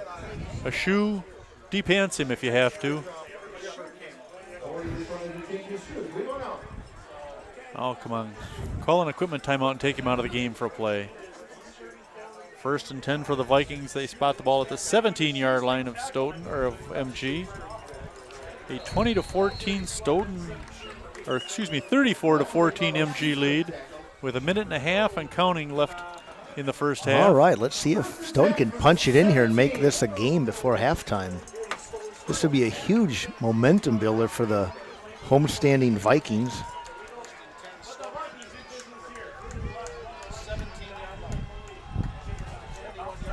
The handoff is Wow. Shipper, and he's in the end zone. Wow. His 3rd touchdown of the night. That play was intended to go left. The pursuit was there. He demonstrated patience again and reversed his field, and there was nobody on the backside. He took it all the way to the pylon. Nobody got within 3 yards of him. That kid's got acceleration. Yeah, he does. After 3 straight Monona Grove touchdowns, the Vikings answer with a 17-yard run by Brady Shipper, his 3rd score. He's got all of their touchdowns tonight, John. Oh, man, he's having a field day. Yes, he is. He's But had a number of games like this. they need over more his of that. career. McCone with I the wonder extra what his point endurance attempt. will be.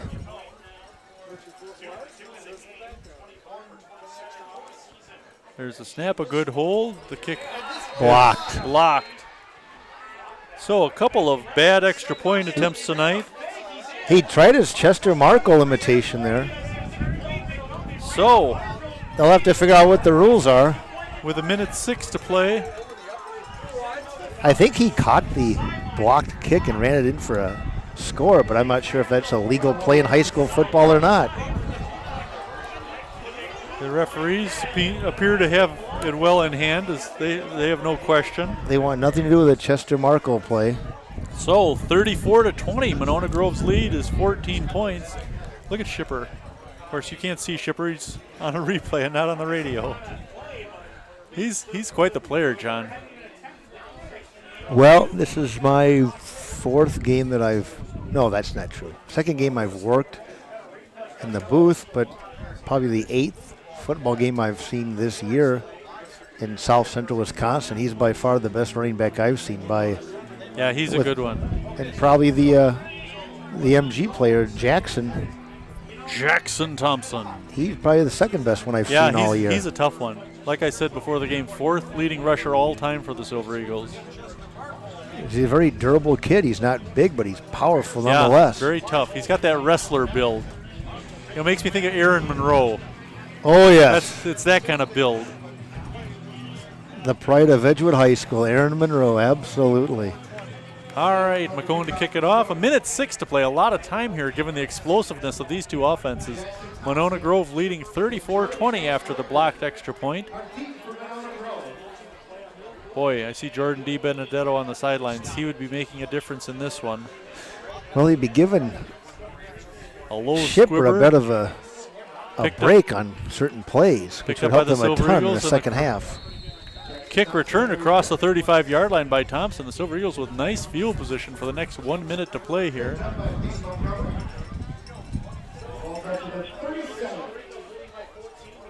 Ball spotted at the 37-yard line of Monona Grove. Well, Exactly Steve, 1 minute to play. just in the last three and a half clock minutes of the game, it's gone from possibly MG taking a 4-score lead to Stoughton driving down the field and cutting this to a 2-touchdown lead. So this game is still very competitive, which these teams are frankly not used to at this point in the game. They usually have a large lead by now. Yeah, the Silver Eagles have only given up this many points in one other game. They've given up 20 in the first half. Well, 1st and 10, Ogden with the MG offense. Give us to Thompson. Thompson with some running room across the 50-yard line into the 45. Late flag coming in. We'll see what this flag is. I don't know if this is going to be a hold or a face mask or what. How they're holding him up, trying to knock the ball away, or they just were unable to tackle him? I mean, they had a host of would-be tacklers there, but he just kept churning the legs. Lost his mouth guard, too. Face mask on the Vikings, so this is going to be big, tacking on at least 5 yards onto this nice run by Thompson. Thompson, a nice run, close to a 20-yard pickup on that one, and now we're going to add another 5 yards on top of that. Pull it down to the 39-yard line, 38-yard line of Stoughton. 1st and 10 and a chance to score here. Thompson again. Look at that kid run. Down inside the 25-yard line. He hasn't busted the long one like Shipper has, John, but he's every bit as good, I think. No, he's very crafty. You think just when he's got maybe a 2-yard gain, and then he just pops out of that massive humanity and turns it into a 10, 15-yard gain, and he's done it multiple times. Now Stoughton calling a timeout. The ball at the 28-yard line. 1st and 10 for the Silver Eagles. 38 seconds to play in the first half. A wild first half. The Silver Eagles leading at 34-20. Certainly not the game I expected by any means. Monona Grove looking for program victory number 400. Coach Beckwith looking for victory number 28. I talked with him last night. That 400 means an awful lot to him, more than the 28. He's a pretty humble guy. Nice to hear. Well, that's MG coach speak for you. He realizes that the program has had success for years, and he's probably, Steve, just happy to be in charge of the program right now and happy to be a part of it and continue on what is a very successful football legacy. Yeah, this has got quite a program history here at Monona Grove. All right, now the Silver Eagles split out 2 to the near side, 2 to the far side. Thompson in the backfield alongside Ogden. Ogden looking to throw. Now chased out of the pocket, running to his right. He's going to stop, throws it into the end zone, deep. Caught. Touchdown, MG. Who was this? Gerlach again. Is that Gerlach again? From 28 yards, his second touchdown of the night, 10th on the season. Silver Eagles with 40-20. Pending this extra point, 29 seconds left. Wow, the rush was good. They flushed him out of the pocket. He got some separation. Threw back across the field toward the goalpost, and that ball was in the air a long time. I thought for sure the defender would get to it, but it found Gerlach's hands again. Gerlach with great hands. Horsemeyer's extra point makes it a 41-21 lead. Whew.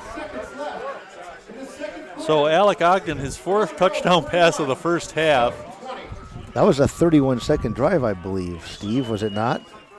Let's see. Stoughton scored with 1:06 to play. And then the that kickoff. was with 28 seconds. Yeah. So, yeah. Man. roughly 40 seconds, let's Quick say. strike into the wind. Well, the Silver Eagles put up 42 points in the first half last week, I believe. Let me check this. Boy. Oh, Monona Grove with just 30 in the first half last week. They scored 42 in the first half down in Monroe. All right, 29 seconds left. Stoughton will have one chance here before going into the locker room and regrouping. Monona Grove with a 3-touchdown lead over the hometown Vikings. Horsemeyer ready to kick off again. Yeah, we've been in this position several times this half, Steve. Guys getting ready to kick off. We've had a lot of touchdowns. 9 to be exact, I think, if you do the math. Yeah, 9 touchdowns in the first half. We'll run them down before we start the second half, but this has been a wild one. I didn't expect to score like this for the whole game, and here we are, 41-20 coming into halftime. Horsemeyer's kick. A squib. It'll roll near the right sideline. It's now picked up by Hutcherson, I believe, and he's brought down with an ankle tackle near the 15-yard line, so a long ways to go for the Vikings with 24 seconds to play. Well, it probably would make sense they'd give it to Shipper, because he just might bust one. Yeah. Can be conservative, but maybe they can get a big hitter and close the gap again. Yeah, let him go off tackle to the wide side of the field and see what he can do. You know, and they're throwing some good blocks for him, too. Let's give some credit to their line. All right, they split out 2 to the near side, 3 to the near side here. Now the Silver Eagles defensive backs dropping way back. Malik looking to throw. Chase to the right. Still running, throws it deep. And he's there. Oh, off the hands of the receiver. He was 2 steps behind the MG defense. I'm not sure he would be able to keep his balance and stay inbounds had he caught it, but he was beyond the defenders. That was number 22, Joey Lapine. Should have had that one. That would have put him deep into Monona Grove territory. Instead, it's 9 seconds off the clock. We're down to 15 seconds to play in the first half. 2nd and 10 for the Vikings, although the 2nd and 10 is kind of irrelevant. They're not going to get to 4th down. Trips to the right again. They give it to Shipper coming right side. Shipper, they smelled this out. He breaks the tackle. Here he goes again. Oh! Tackled by the Silver Eagles as he gets across the 25-yard line. 4 seconds left, the clock running. The Vikings aren't going to get another playoff. Nope. And that ends the first half. The Silver Eagles will go to the locker room with a 41-20 halftime lead. John Fowler and I will be back. I'm Steve Martinelli. We'll be back with second half of Silver Eagle football. Stay tuned for the thrilling conclusion. Welcome back to the second half of Silver Eagle football. Monona Grove leading the Stoughton Vikings 41-20 at halftime between a battle of the undefeateds. Monona Grove 3-score lead over the Vikings. Steve Martinelli alongside John Fowler. And John, I don't think I've seen a half of football like that before, much less one between 2 undefeated teams. No, normally you see a couple of undefeated teams this late in the season, and they're going to be very basic. They're going to play great defense. They're not going to give up big plays. But, you know, these offenses are very powerful, and with the weather the way it is, there's been a lot of big plays, some craziness with block punts. That big kick return. Let me run down the scoring here quick. In the first quarter was amazing. Silver Eagles opened the scoring with their first drive of the game. Anthony Ellis Crail, a 16-yard touchdown pass from Ogden, making it 7-0. Stoughton answered on the very next play. Brady Shipper going 80 yards on the first play from scrimmage to score, tying it at 7. Then Jackson Thompson on the ensuing kickoff after Shipper's score, taking it 93 yards to the house for a 14-7 MG lead. Then Shipper again, tying it up from 20 yards out, tying it at 14. And then the Silver Eagles turned it on. 3 consecutive scores. Colton Moran, a 47-yard pass from Ogden. Thompson, a 1-yard run. And Gerlach, a 22-yard pass from Ogden, again making it a 34-14 MG lead. Then shortly before the half, with 1:06 to play, Shipper scores for the 3rd time in the game from 17 yards out. They missed the extra point blocked actually. And then the Silver Eagles coming right down the field. Lucas Gerlach, his second touchdown of the game on the pass from Ogden. Horsemeyer's extra point attempt, making it a 41-20 halftime lead. I got a chance to talk with former coach Mike Stassi at halftime, and he was saying he was expecting a high-scoring game, but nothing like this. Wow. He said these are two really, really good teams, and Monona Grove has got to be one of the cream of the crop in the state. Yeah, their ability to score, running the ball, throwing the ball, a sustained drive, or even a quick strike, long pass, or just busting a running play for touchdown is pretty impressive. I mean, they got a lot of different people who can beat them, who can beat the defense. And, the key, as with any high school team, is staying healthy. They're healthy at this point, and obviously offensively they're doing a fantastic job.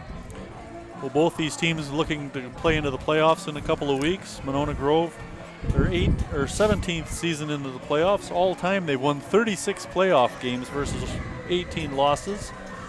Stoughton has made the playoffs 3 times, 98 the first time where they lost to Brookfield Central in the first round, 28-0. In 2014, they lost to DeForest in the first round, 28-13. And then last year, they made it to the first round against Waukesha West and got beat 35-0. MG later beat Waukesha West in the third round of the playoffs. That was an exciting game down at Waukesha West. Cindy and I went down for that one. Saw MG beat Waukesha 43-42. Dan Smith saving that victory with a last-minute interception. I don't know what to say about tonight's game, John. This has just been outstanding. I don't know how many yards of offense these two teams have racked up, but it's got to be an incredible amount. Yeah. Silver Eagles don't usually put up 41 points against a team this good. No. And, it doesn't seem like Stoughton's defense has been that flexible in terms of giving up yards. Obviously, there was the kickoff return for a touchdown, which was a direct 7 points, and then the turnover that resulted in about a 15-yard field before the touchdown. And they've done a good job at times of really making MG work. And the fact they forced 2 3-and-outs, as I recall, but it was a long first half, a lot of possessions, and obviously MG was able to strike late, and as a result, they have a 3-touchdown lead at the half. One interesting thing is that wind seemed to play a factor, as both teams having trouble going into the wind. The Silver Eagles winning that battle. They fought the wind in the second quarter and still managed to outscore Stoughton, 2 touchdowns to 1. Yeah. Missing the extra point there, I guess that would be... Yeah, 13-6. Yeah, 13-6. Thank you. Boy, the team's taking the field, getting ready for the second half. Next week, the Silver Eagles will take on the Watertown Goslings. Stoughton will travel to Fort Atkinson. Bob will be back next week, I hope. Not that you're doing a poor job, John. This is a lot of fun having you here. No, of course not. But it's just there's a Steve and Bob brand, Oh, yeah. Yeah, that's the way I kind of see it, too. Even as a non-regular listener to the station, I've known you guys long enough. That's really a nice brand. These two teams were picked to finish first and second by the coaches, Monona Grove on top. Despite losing a lot of talent, they came back. They have an amazing number of good receivers, and then the defense this year has just been outstanding. Albeit the 20 points they've given up tonight, that's the most they've given up except for the last game when they gave up 26 to Milton. Nobody else has scored more than 3 touchdowns against them all season. Steve, obviously these teams are very motivated to see this game through, to remain undefeated. It'll be interesting to see how they do from a physical and mental standpoint in terms of endurance. As we've pointed out previously, both of these teams are used to having the outcome of the game decided by early in the third quarter, at which point they can kind of relax a little bit, get some guys in who may not play as frequently. But tonight, I think these starters are going to be in for at least the next quarter, if not longer, if Stoughton hangs around. And it'll be interesting to see how these guys do in terms of their physical and mental endurance, if they can stay with the plan. Yeah, I would agree with you. Last week Monona Grove got pushed into the third quarter by Milton and managed to do well against the Red Hawks. But the way I see it is they haven't had to play in the second half. They've rested up a lot of this season. So, there's 2 schools of thought there. One is they haven't been beat up in the second half, and the other one is that they haven't been pushed.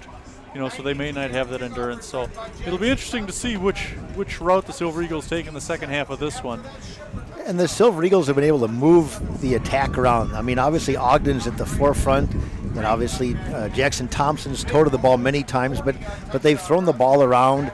On the other side of the field, obviously Chipper is that's Stoughton's offense first and foremost. I mean, he's carried the ball at least 20 times, I believe, and he's probably caught 4 or 5 passes. I mean, he's been busy all evening, and we still got a full half to play. It'll be interesting to see how well he holds up. John, I've got a correction here from, what's his name? Oh, Bob Schmuck it is, saying Moran caught the touchdown pass before half, not Gerlach. Thanks, Bob. We've got a little tough vision line up here, so we appreciate the correction, but still, Gerlach's having a good game, right? All right, 41-20. Fresh 12 minutes on the clock. We're just about ready to start the second half.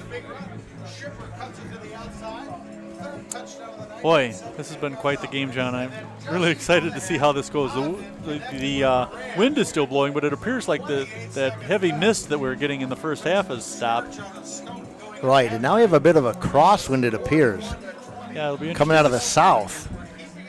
Monona Grove kicking off to start the second half. You remember Stoughton took the ball away from the Silver Eagles on the opening kickoff. Starting with the ball on the MG 30-yard line. They went 4 and out, and Monona went down and scored the touchdown. Now let's see where Stoughton starts the ball the second half with Horsemeyer's kick coming. Monona Grove will have the wind in the fourth quarter. That's encouraging. Was Schmuck texting you now too? He says there's pizza on the way, Steve. Pizza on the way. Compliments of St. Mary's Radiology. Pizza and pop. All right, Silver Eagles spread it out. They're ready to kick off. A couple of Vikings deep. Let me find my score sheet here. All right, here we go, Kick Steve. taken at the 5-yard line across the 10, 15, 20-yard line, dancing, and he's not even going to make the 25. That was Hutcherson again. He's done the main receiving chores for the Vikings. Dibenedetto has done some earlier this year, so they're obviously missing him as he is injured. The ball placed at the 23-yard line, 1st and 10, Stoughton. What you looking for? Oh, just kind of looking through the numbers here, Steve. Staggering numbers. Reading more about Hutcherson in particular. Maleg looking to throw, now dancing out of the pocket, rolling to his right. Chase now, little pressure coming, slings it out. Throws sidelines pass, and it's complete. Looks like a first down, Steve. Just enough. The ball at the 35-yard line. Give the Stoughton offensive line credit there. I mean, he was kept away from the defenders for 7-8 seconds. That was very good pass blocking. I missed who caught that one. Regardless, it's a first down. The ball at the 35-yard line of Stoughton. Maleg calling the signals. The handoff to Schipper into the line. Hit a pile of guys and pushed backwards. No gain on the play. 2nd and 10, Stoughton. Yeah, I think, Steve, as this evening has developed, the weather's gotten better. Certainly if you're a fan, you're not worried about rain right now. There appears to be nothing coming down, just a steady breeze coming out of the south, but a very nice evening for high school football in Wisconsin. Yeah, we've had some really nice weather this year. Every Friday night has been fairly pleasant, except a couple weeks ago in Monroe when it was 100 zillion degrees. Now Maleg dropping straight back, looking to throw deep over the middle, has a man open, and it's caught. And, he breaks a tackle and into the end zone. Wow. For there is a penalty marker down. For 65 yards. Wow. There's a flag in the backfield. That is a backbreaker. This could be holding against the Vikings. One of the Viking kids palms up. That was a beautiful pass. Yep, holding by Maleg, and a great catch by McCone on the back end of it, and then he broke a tackle. Yeah, he broke a tackle at about the 15-yard line, but it's all coming back. It was all for naught as the Vikings called for holding. Instead of a score making it a 2-touchdown game, it's going to come back and be 2nd and long. 2nd and about 20. No, that's a spot foul, and that was a good 4 yards behind the line of scrimmage. So it's going to be 2nd and 24. Yeah, Maleg had a lot of time, perhaps fortified by that hold. But he threw a beautiful pass, probably 50 yards downfield. And, his numbers are great. He's completed almost 63% of his passes coming into tonight's game. So he's no slouch. But, again, they would rather run the ball and put the ball in Shipper's hands. Trips to the left. Now he's forced out of the pocket. Caught in the backfield and brought down. It's going to be a short loss, but it's going to bring up third and about 27. Wow. That was a big that was enormous penalty. turn. As McCone had his man beat and just outran him to the end zone, breaking that last-minute ankle tackle. The ball inside the 20. Stoughton pinned deep here. I say, see now they split out. Yeah, they got two wide to either side. Vegas here. Yeah, they call this Vegas motion. sometimes. Malik. Knocked down at the line of scrimmage. Oh, and that's going to go against Stoughton as one of the MG kids ended up on his back after a shove. That's may go half the distance and push him back inside the 10-yard line. I didn't see who that was, but he gave the Monona kid one a of the big offensive shove. linemen. That'll probably cost him about 7 or 8 yards, which doesn't help. It's going to bring up fourth and a bunch. They'll be punting out of their end zone in all likelihood as a result of that. It was difficult to see. I believe the pass was knocked down at the line of scrimmage, and then it seemed like a couple seconds passed, and then all of a sudden an MG player went flying backwards. Yeah, you wonder what was said in that scrum, but It's going to be offsetting, Steve. okay, so he might have said something that the referee picked up. In any case, it is fourth down, fourth and a ton, so Stoughton will kick from almost the goal line. Jackson Thompson will drop back to the 50-yard line. The Silver Eagles should have outstanding field position unless he gets off one whale of a punt here. Fourth and 28. McCone, the punter, inside his own 5. Silver Eagles coming hard. Ooh, almost got it. Right, Short fair punt, kick. get out of the way. Oh, nice Thompson roll let it for roll, Stoughton. good roll, and it'll go out of bounds at the 37-yard line of Monona Grove. That was about best case scenario That for the was Vikings. a productive kick for Stoughton. It's pretty clear that the coaches have apparently told their punt returners to just not catch the ball. I don't recall any punt returner efforting to catch a punt all night. I mean, the wind is a crosswind. It's no longer misting out, but it's still pretty tricky out there, and they're unwilling to take that risk, apparently. Well, the Silver Eagle offense up to the line in a hurry. Stoughton still kind of moseying about. Now the Silver Eagles from the 37-yard line.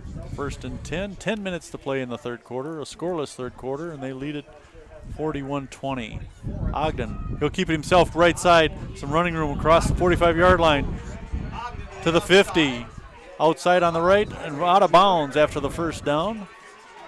There's Nice. that juke again, Steve. I mean, He did that little hesitation and drew some guys in and then cut yeah, back.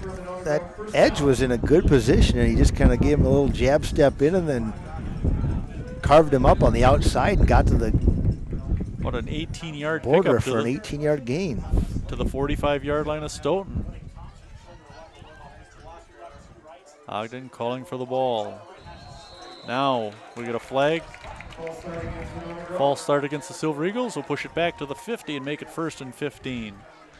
You know, Steve, it would be crazy to compare Alec Ogden as a high school quarterback, 18 years old, to a college quarterback playing major college football. But the way he avoids getting hit on all these runs kind of reminds me of the Heisman Trophy winner from Louisville. I can't think of his name right now. Jackson, right? Yeah.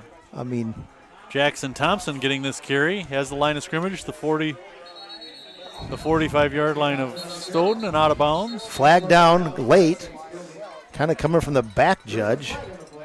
Might be a hold on a wide receiver on the edge, I wonder. or maybe See what pass signal we get. interference. They're going to march it off against Stoughton, it appears. 8-yard pickup on the play and holding against the Silver Eagles, so it'll come back the other way. Must I have was been on a wrong. receiver because that came from the back judge. All right, well, Thompson's nice run negated.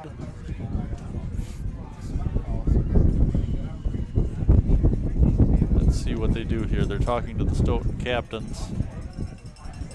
They're going to take the penalty.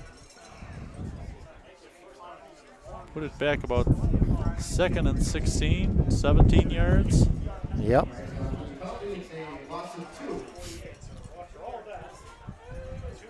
No? So it'll be 1st and 17. 1st and 17. Thompson alongside Ogden in the MG backfield. 1st and 17. Ball back into MG territory. Thompson trying to go right side, cuts it up and doesn't get it. Lost about 4 yards on the play. Stoughton smelled that one. Yeah. Not a lot of deception there, just your basic sweep play, and it just never materialized. 4-yard loss, 2nd and 19 for the Silver Eagles. 9:20 to play in the third quarter. 41-20, Monona leads. The big play so far in this half, that penalty against the Vikings, that brought back a touchdown. Ogden now with 2 guys split out both ways. Thompson next to him in the backfield. There's the snap. Ogden throws right side, complete. No, off the hands and intercepted by the Vikings. Okay, so That's that throw is a little bit behind the intended receiver. I think he just got maybe a finger on it, but it really did not redirect the ball. And very capably, that Stoughton defender, probably 6 yards behind the play, reacted quickly and picked it off. That was a very good catch by that Stoughton defender. That was Sam McCone getting the interception, a rare interception from Ogden. Stoughton will get the ball 1st and 10 at their own 35-yard line with 9 minutes to play in the third quarter. Big break for the Vikings. We've had just a couple of turnovers in this game. Just the second one for the Silver Eagles. Let's see if they're willing to take a Maleg deep on the strike option. here. He'll pitch it back to Shipper, Oh, right side. there he goes. There he goes. Wow, there he goes. 65 yards. No, they're going to catch up with him and bring him down inside the 10-yard line. Wow. When that play was developing, I thought MG had it very well defended, and then once that pitch was made to Shipper, he just got separation. I mean, that kid is fast. To the 5-yard line, a 60-yard run. Looks like an injury down at about the 4-yard line. Looks like an MG player.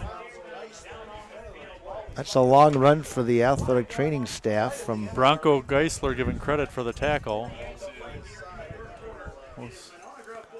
I didn't see what happened. I mean, maybe, hopefully he's just exhausted. Yeah, that's a long way to run. Wow, 8:48 to play. The Vikings with a chance to make this a 2-score game as they'll have the ball 1st and goal from the 5 after the injury timeout. You know, obviously we hope that this kid's going to be totally fine, but the negative to this is that looks like it's a cramp based on what the athletic trainer's doing, Steve, which would be a good development, but it's taking away any momentum that Stoughton had just compiled with that long run. Giving the defense a chance to catch their breath. If Absolutely. Stoughton had gotten up to the line in a hurry and gotten a playoff, Monona Grove was still sucking air. Yeah, but you know, it's not real hot out, Steve, but it certainly is humid, and these kids have been out on the field a long time. There's been a lot of plays in this game, and hopefully this won't be the first of many cramps. Hopefully the only. Silver Eagle up on his feet, coming off the field. Let's see, that's 24.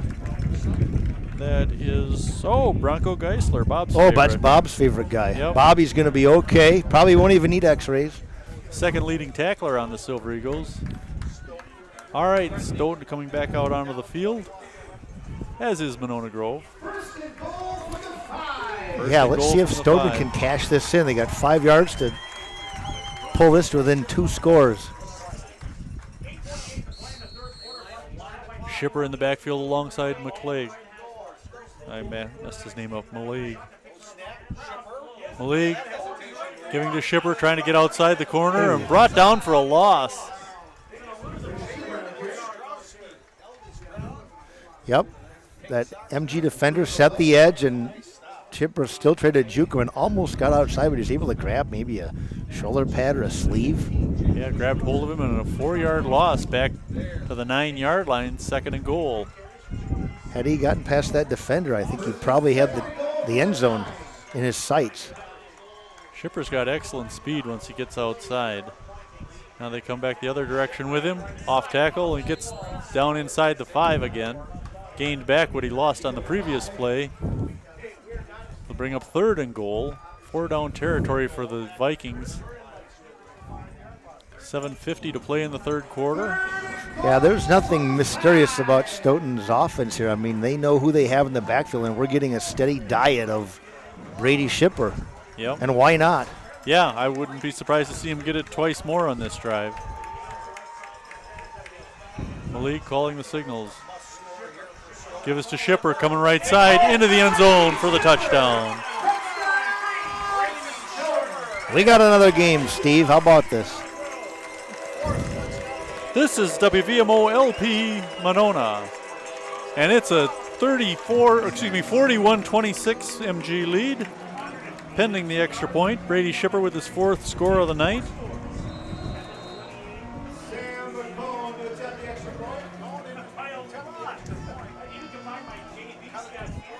You know, Steve, Yeah, Shipper's doing pretty much everything tonight. I mean, the only thing he didn't wash his pants during halftime. I mean, he's by far the dirtiest guy out there, which makes sense because he's touching the ball on every play.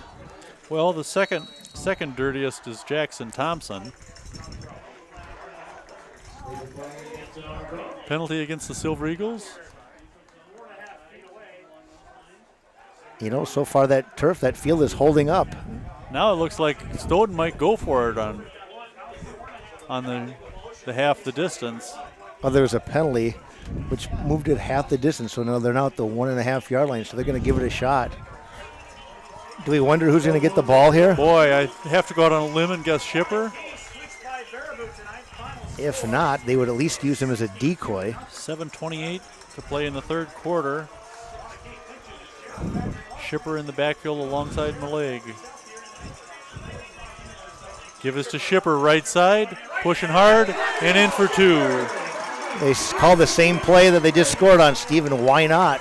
Yeah, that worked exceedingly well, and that time it gives them 2 more points, and it's a 41-28 game. Good coaching decision there with that short field position and a great running back and strong line. Why not go for it?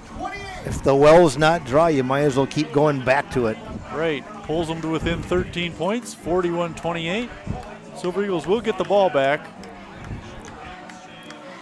A lot of game to play here, John. We've put up a lot of points so far. Yeah. And you know, this very robust crowd on both sides of the field has stuck around. It's a long game, but obviously the outcome is still in doubt. It's a very entertaining game, and these fans are sticking with it. It's good to see. I figure Shipper's got to be close to 200 yards if he's not over it already. Just yeah, I from think you're touchdowns right. alone, he's at 120 plus. Yeah, I would be shocked if he's not over 200. That's right, because he had one 60-yard run where he didn't score. Yeah, he might be close to 300, truthfully. I don't know. Well, he certainly earned it. He's had to work tonight. All right, McCone will kick off. Silver Eagles with a couple guys not very deep, actually. They're standing about their own 15-yard line.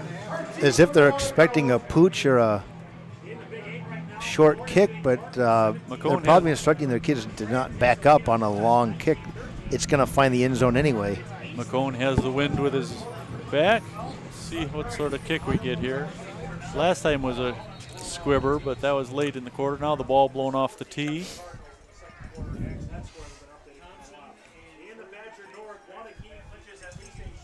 (41-28). I hear the Wanakee Warriors are up 62-0. I think they're playing Baraboo, so that's not a huge surprise. They're averaging over 50 points a game. All right, McCone's kick. Onside kick. And I believe the Silver Eagles have recovered this around the 44-yard line. Not a bad piece of strategy there, John. No. You know, they're trying to keep the momentum. Their offense is feeling good. They're clicking.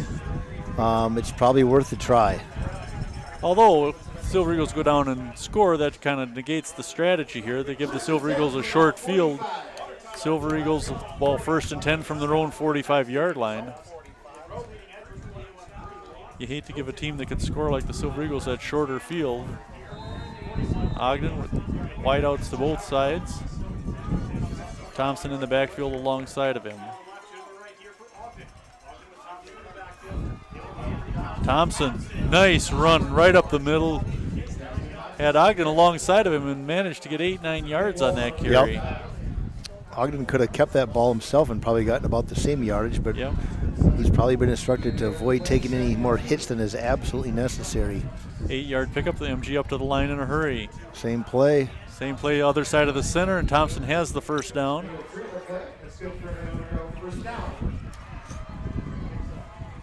The ball to the 45-yard line, just over the 45-yard line of Stoughton. 1st and 10 MG. MG probably, keep running the ball as long as it's successful, and when Stoughton has to commit more guys to the line of scrimmage, that's when they'll try to beat him deep. Thompson again losing yards here.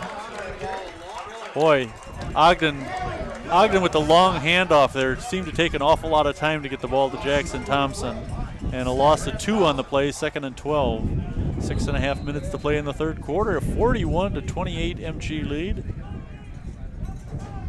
It's definitely slowed down a little bit, Steve. It's not sort of that almost out of control shootout that we had the first quarter. Yeah, that but yet was the ball's nutty. still moving. I think the defenses have settled in. They're following their cues. All right, MG changing the play. Marcus Wallace, the center. I believe that's Gerlach and Thompson alongside Ogden. They do a screen pass to Thompson, going down the right side, close to the first down. I think he's going to be a little short. It'll bring up 3rd and 1. That's a play that a lot of high school teams with a capable passer have employed. It's often referred to as a bubble pass. Nice play with a kid the speed of Thompson. 3rd and 1 now for the Silver Eagles. Ball on the 31, 36-yard line. Where are we now? Big push up front. I didn't see who got that one. They've got enough for the first down. It's about the 35-yard line, I think. 34 maybe.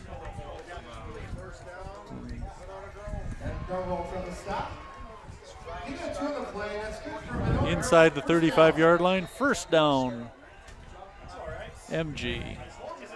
5.5 minutes to play in the third quarter.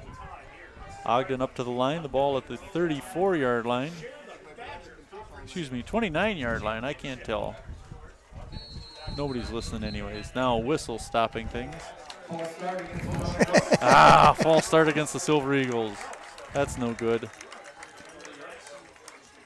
That'll make it 1st and 15. The ball back to the 37 looks like, huh? Yep, 37, let's say. This window's actually become more clear in front of us, Steve. Yeah, it's cleared up some since the rain quit at halftime.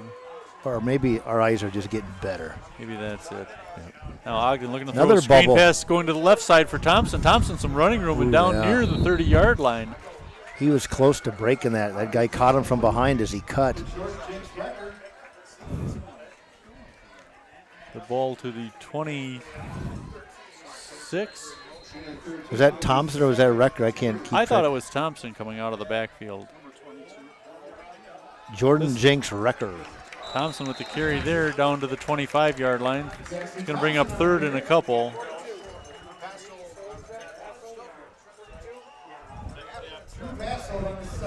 All right, 3rd and 3. No gain on the play.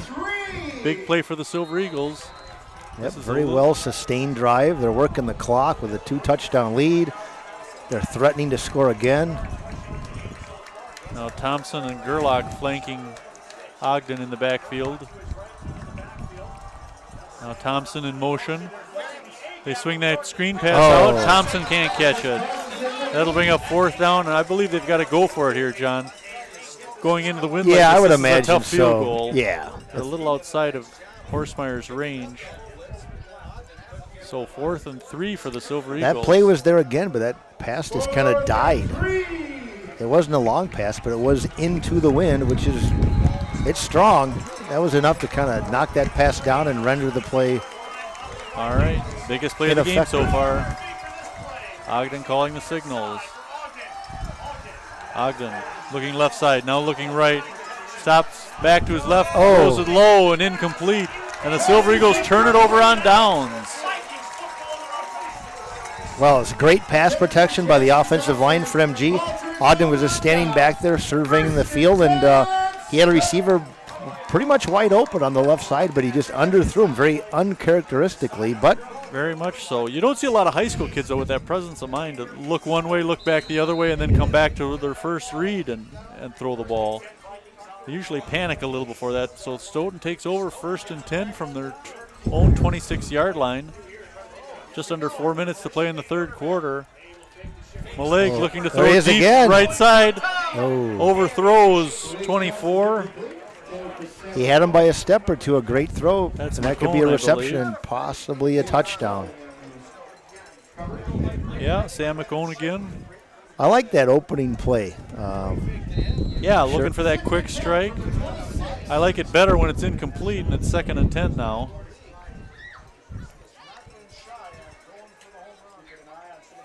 They've tried that several times, fortunately unsuccessfully. The one time that did work, they got called back on a holding call. Now Malik throwing out a little short pass this side and snowed under a loss on that one. Going to the left side with a wide receiver screen, and it went nowhere. The Silver Eagles had it defensed perfectly. Yeah, great pursuit by the Silver Eagles there. It looked like they might have had something going, but it was closed down quickly. Loss of a yard on the play, 3rd and 11 from the 25-yard line. 3:25 to play in the third quarter. Stoughton with the lone score in this quarter. Now they split out 3 wide to the near side, 1 to the far side. Going from left to right. Malik calling the signals. He's dropped straight back, pressure coming now, he escapes, throws it right side. Complete, but short of the first down. It did fall incomplete, Steve, I think, yeah. Yeah, it looked like it went off his shoulder pad. That'll bring up 4th, and the punting team trots onto the field. MG had great pressure early, but the quarterback stepped through, but then ran off to his left and had to throw back against his body, which made it tough, and it was not a real accurate throw, but it might have been catchable, but I don't think it would have resulted in a first down in any event. Now Thompson will drop back to return the punt, standing about at his own 40-yard line. McCone out to kick it for the Vikings. Exactly 3 minutes to play in the third quarter, John. A 41-28 MG lead. The most points either of these teams has given up in a game this year. Next week's almost going to seem like a bye week after this game. Jeez. Low snap, flags all over the place. Looks like a false start on Stoughton. That's going to march them back to about the 25 or 20-yard line to kick it.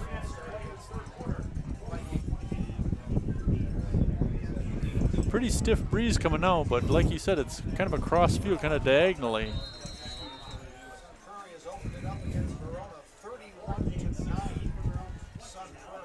All right, now McCone will stand about the 5-yard line and call for the ball. Low kick. He's got to run to get it off. Oh, that's going to be a great kick. It's going to get a good roll and go out of bounds near the 40-yard line. The Silver Eagles with decent field position. And about a 45-yard kick, as it turned out. Yeah, not bad. Monona didn't get much of a roll either. No. Kind of squibbed out of bounds. All right, 2:52 to play, 41-28. Well, the game has calmed considerably since that first quarter, John, when it was 28-14, but still, these teams with a lot of potential to score points here in the next, well, we've got about 15 minutes to play yet. That's right. Obviously, MG loves the more settled pace here, as less points would serve them very well. Ogden, complete. That must be Gerlach coming across, huh? Yes, it was. Gerlach for a 6-yard pickup. 2nd and 4. The ball just over the 45-yard line. Call it the 46 for Monona Grove. Ogden with Thompson next to him. Double wideouts to both sides. Ogden with the keeper, has the first down across the 40-yard line and hit. Brought down in Stoughton territory. Nice 15-yard pickup for Alec Ogden. That was a quick play, wasn't it? That was a nice play. They obviously bid on the running back, and he had a lot of room to work with, and he was, as you noticed, as contact came to him, he was very focused on ball security there. He wrapped the ball with 2 hands. Now Ogden will run to the sidelines to get the play, bring it in. 1st and 10 from the 45-yard line of Stoughton. Monona Grove averaging over 40 points, have scored over 40 points every game this season. To Thompson again. Thompson, nice push to the 40-yard line and still on his feet. Now there's a whistle stopping play. That kid runs hard. Yeah, he's got a good motor. He gets a lot of carries. The ball just inside the 40-yard line of Stoughton. 2nd and 5 for the Silver Eagles. 1:25 to play in the third quarter. Silver Eagles looking forward to having the wind in the second or in the fourth quarter. Ogden again himself. No, this is Thompson inside the 20. 15 still on his feet inside the 5 and down close to the goal line. That was a great run. There were multiple times I thought he was down, and yet he broke arm tackles. How many times Very did he break persistent. a tackle there? Wow. That was about a 35-yard run, Steve. First and goal from the 6. He didn't get as close as I thought he did, but I'm not down there to spot it.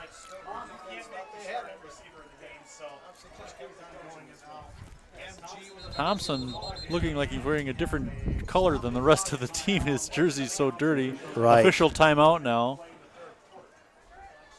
They're switching, getting a dry ball out there. 1 minute to play in the third quarter.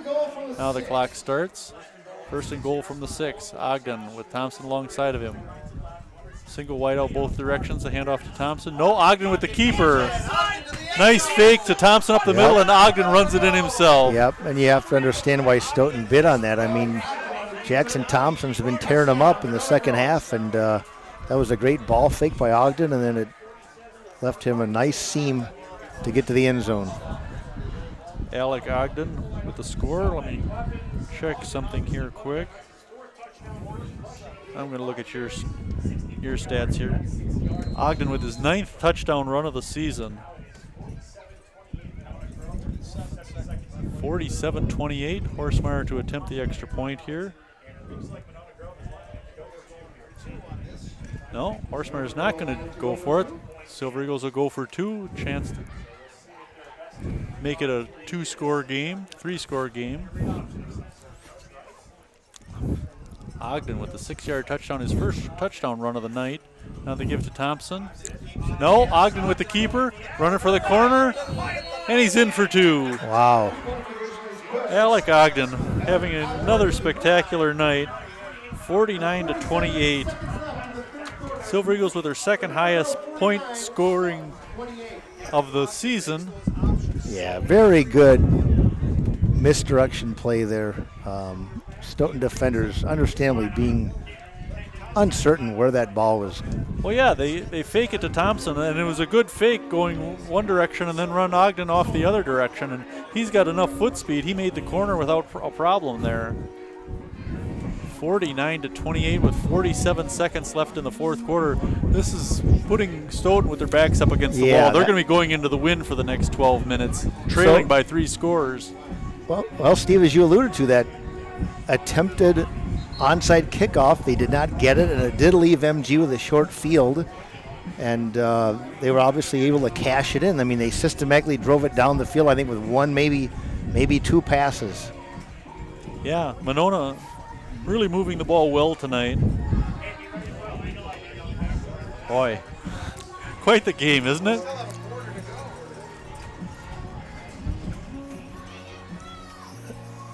We've seen enough odd things to last us for a couple games here, John. Now, Silver Eagles lining up to kick off. Let's hope they don't do anything silly here and kick it deep. Let Stoughton get the ball back and start playing into this wind for the next 12 minutes. Right, that is what MG wants to do, is make Stoughton travel the entire field. You know, what's going to be hard is they're a running team. I mean, they're a Brady Shipper-led team, and it's going to be hard for him to get 3 scores in the fourth quarter. They're going to have to throw the ball, and that wind is going to make it tough.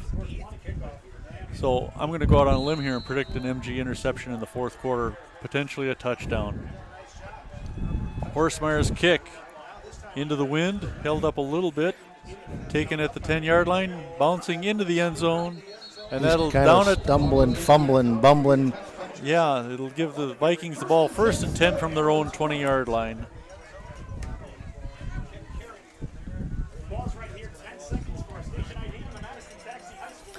47 seconds left in the third quarter, John. A 49-28 lead. I bet Bob is wishing he could do this one, huh?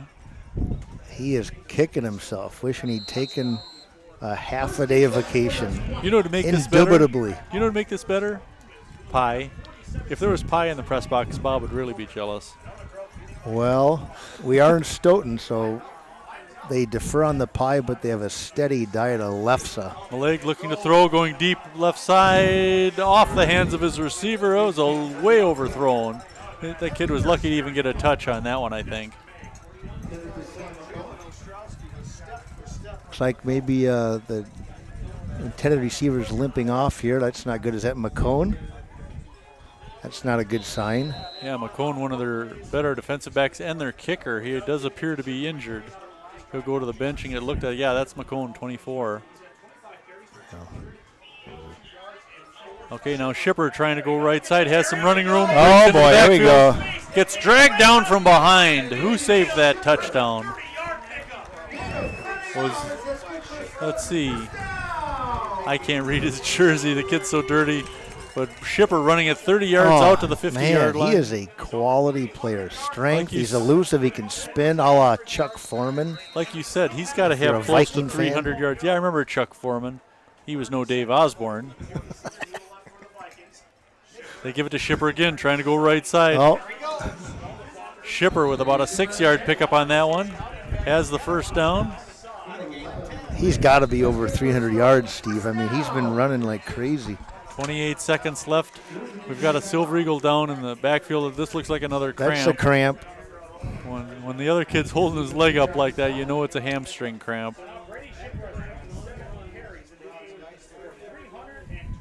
Yeah, usually it happens to the edge players. They're obviously putting a little bit more mileage on than the guys in the line. So you're going to get the defensive backs and wide receivers who sometimes play both ways. And those calf muscles just sometimes can't keep up. And when you get a calf cramp, those hurt a lot. I can vouch for that. I've had a number of them myself on a regular basis. All right, player up and off the field. I think that's Sam Gronsky, the linebacker. Can't tell with that silver number on that white, albeit dirty jersey. Yeah, now that they're somewhat soiled, it's a little... No, it's not a little hard to read. At the beginning of the game, it was a little hard to read. Now it's impossible to read. All right, 20 seconds left in the third quarter. The Vikings threatening, although they're at the 40-yard line, just inside the 40, 1st and 10. To give to Shipper again. Shipper with some... Oh, there he goes. There he goes. From 40 yards, 5 touchdowns for Brady Shipper. That kid is amazing with 7 seconds left. Great blocking up quarter. front by the Stoughton offensive line. I mean, there was a plethora of room for Shipper with that speed and acceleration to find the end zone. 5 touchdowns for Shipper tonight, all 5 of their points. Plus he's ran for a 2-point conversion. So he's got 32 points now, pending this extra point. Now, McCone's still on the bench, or is he out there to kick it? I think that's McCone out to try and kick this.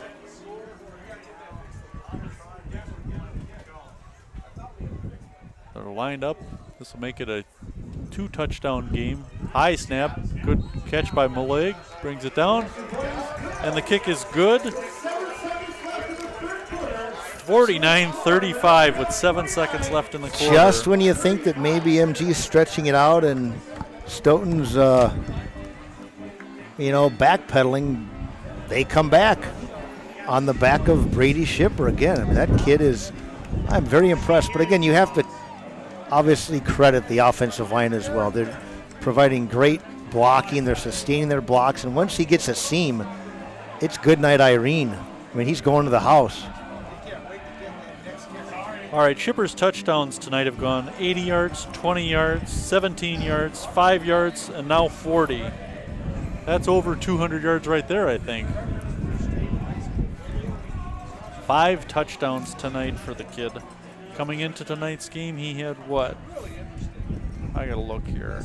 He had 14 coming into tonight.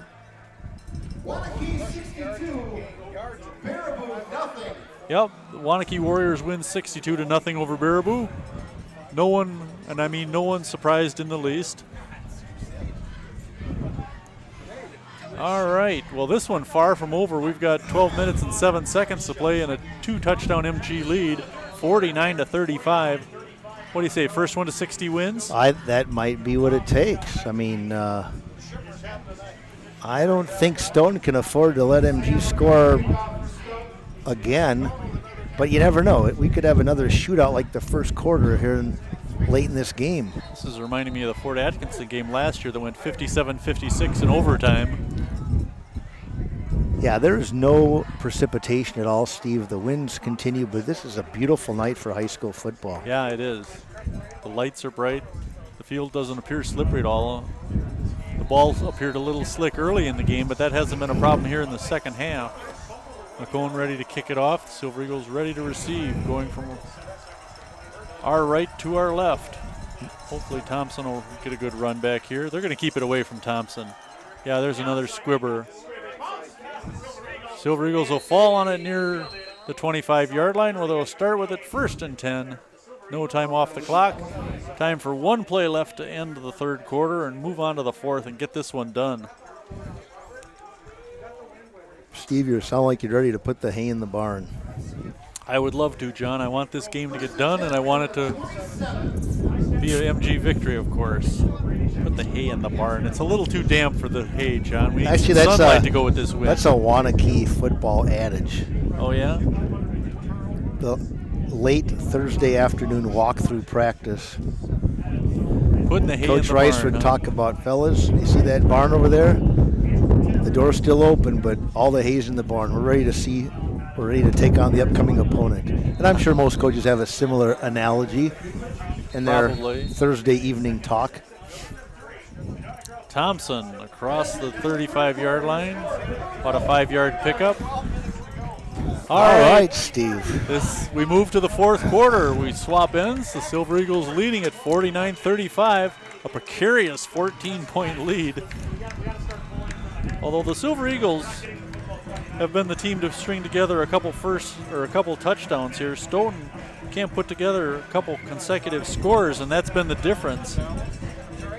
That stretch there where the Silver Eagles had Moran catch a pass from Ogden, Thompson a 1-yard run, and then Gerlach catch one. That's been the difference, the middle of the first quarter there. All right, let's see. The ball at the 32-yard line of Monona Grove. Silver Eagles second down, 2nd and 6. And 12 minutes to play in this one. Well, I certainly didn't expect a running clock, but I didn't expect a 49-35 score either. Silver Eagles split out. Steve, as you pointed out, way back in the early second quarter, we've seen about everything. And we still got a full quarter to play, and then maybe more. Who knows? Ogden will give it to Thompson into the line. Thompson a couple yards. He's going to be short of the 35-yard line. It's going to bring up 3rd and short for the Silver Eagles. 3rd and about 4. So this is a big play. Monona needs to get this first down. They can ill afford to turn it over to Stoughton and Brady Shipper again. Boy, that wind is blowing hard. Ogden calling the signals. Now looking to the sidelines for the play to change.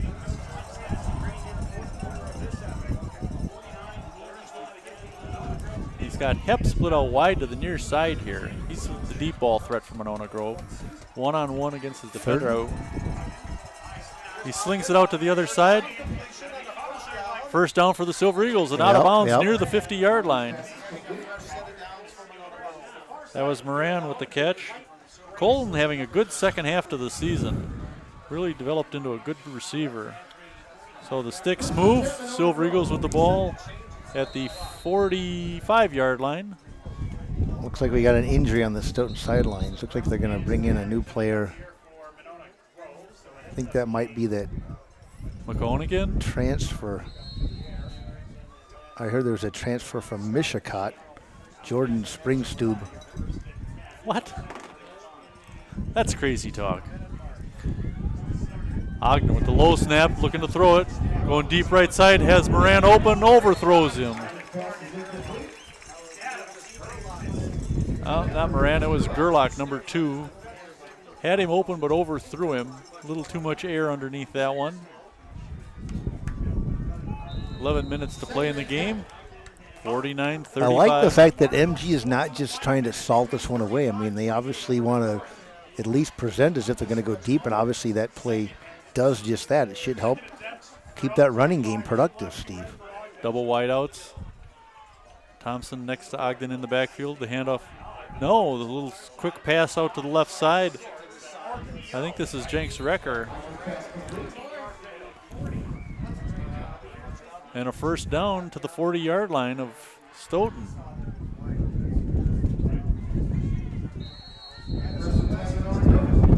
Ball on the 40-yard line of Stoughton. Silver Eagles threatening again. Ogden with the keeper. Wow. Makes a line of scrimmage and dives forward for a couple more. He was tackled in the backfield, but managed to squirm loose. Yeah, Ogden he was very elusive. And that was a 2-yard loss written all over it, and he was able to squeeze out of that somehow and get maybe a 1 or 2 yard gain. Actually, a 3-yard gain. Yeah, 3-yard gain, 2nd and 7. The ball at the 37-yard line of Stoughton. Monona Grove threatening to get up by 3 scores again. The snap coming. Ogden looking to throw now. Quarterback draw up the middle. Wow, there it is has again. some running room. Has the first down inside the 30-yard line. Again, they seem to have him in their grasp for maybe a 1 or 2 yard gain, and then he pops out of the pile and he's got a 7-yard run for a first down. That has to be frustrating for those Stoughton kids. We're clearly tired. Yeah, They've been out there a long time. The ball to the 30-yard line. Yeah, and they're having to try and catch Ogden and Thompson. Both of them causing problems for the Vikings. This is when they hit a seam deep and push this thing to a 3-score lead. Double wideouts. Ogden straight back again. There it is. Over the middle. Complete. Oh, incomplete. they call it incomplete. Yeah, it looks like he had it, but then it came loose.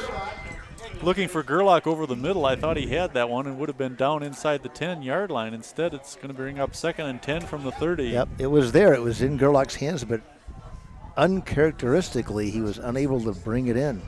Well, he had to reach back a little bit for that. It's too bad. Yeah, he was brought down inside the 10. If he could have hung on to that, it would have been 1st and goal for the Silver Eagles.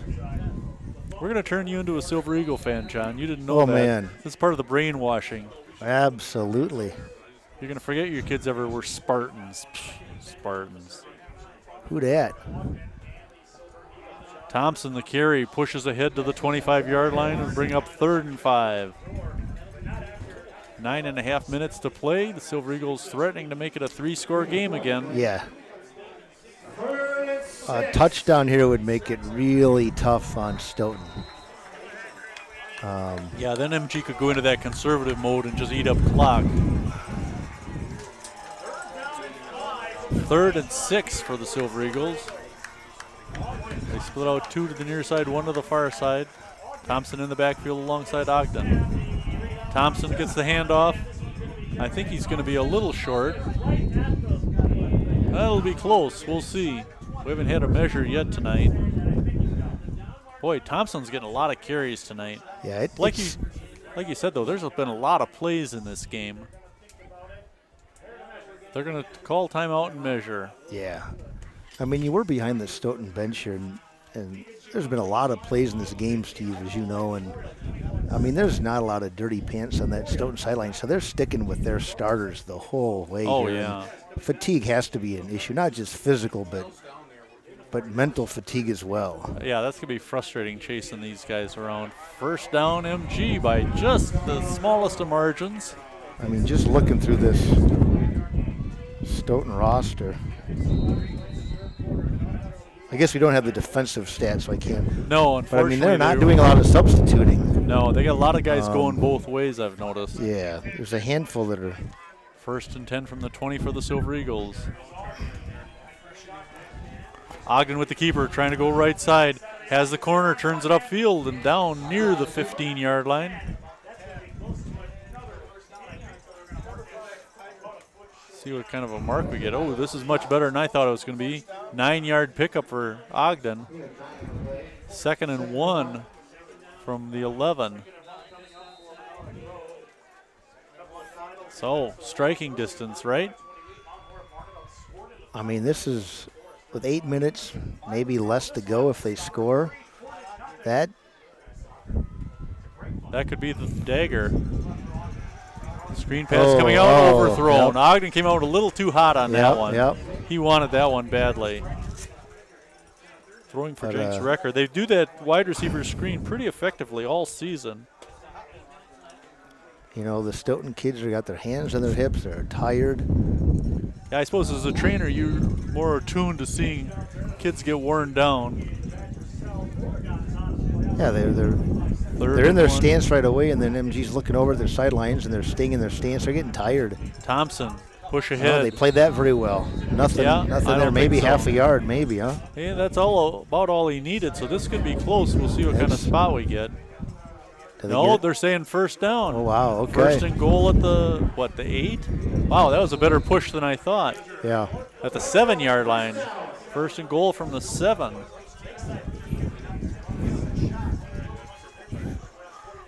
All right, hard to guess what they're going to call here because everything has worked for them tonight as they're on the verge of going over 50 points for the second time. I would think they would like to run it in and keep that clock running if they don't make it, but, you know, surprise.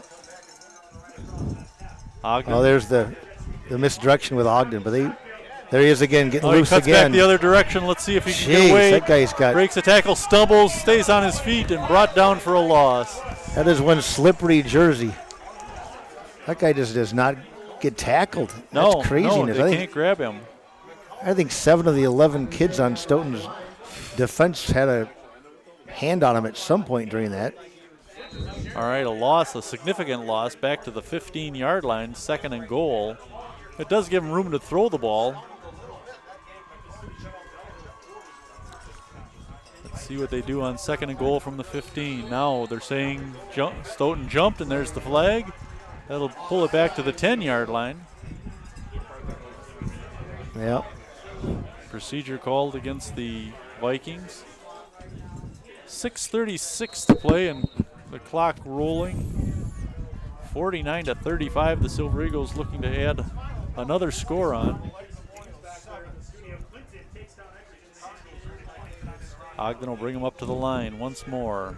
We've got 2 split receivers here. They're definitely going to present as if they're throwing, and they will. Ogden throws to the right side into the end zone. Touchdown! MG. That was a beautiful pass. The 4th touchdown pass of the night. Play action to freeze the linebackers, and I'm not sure who that was. That Gerlach again? I think this is Gerlach again.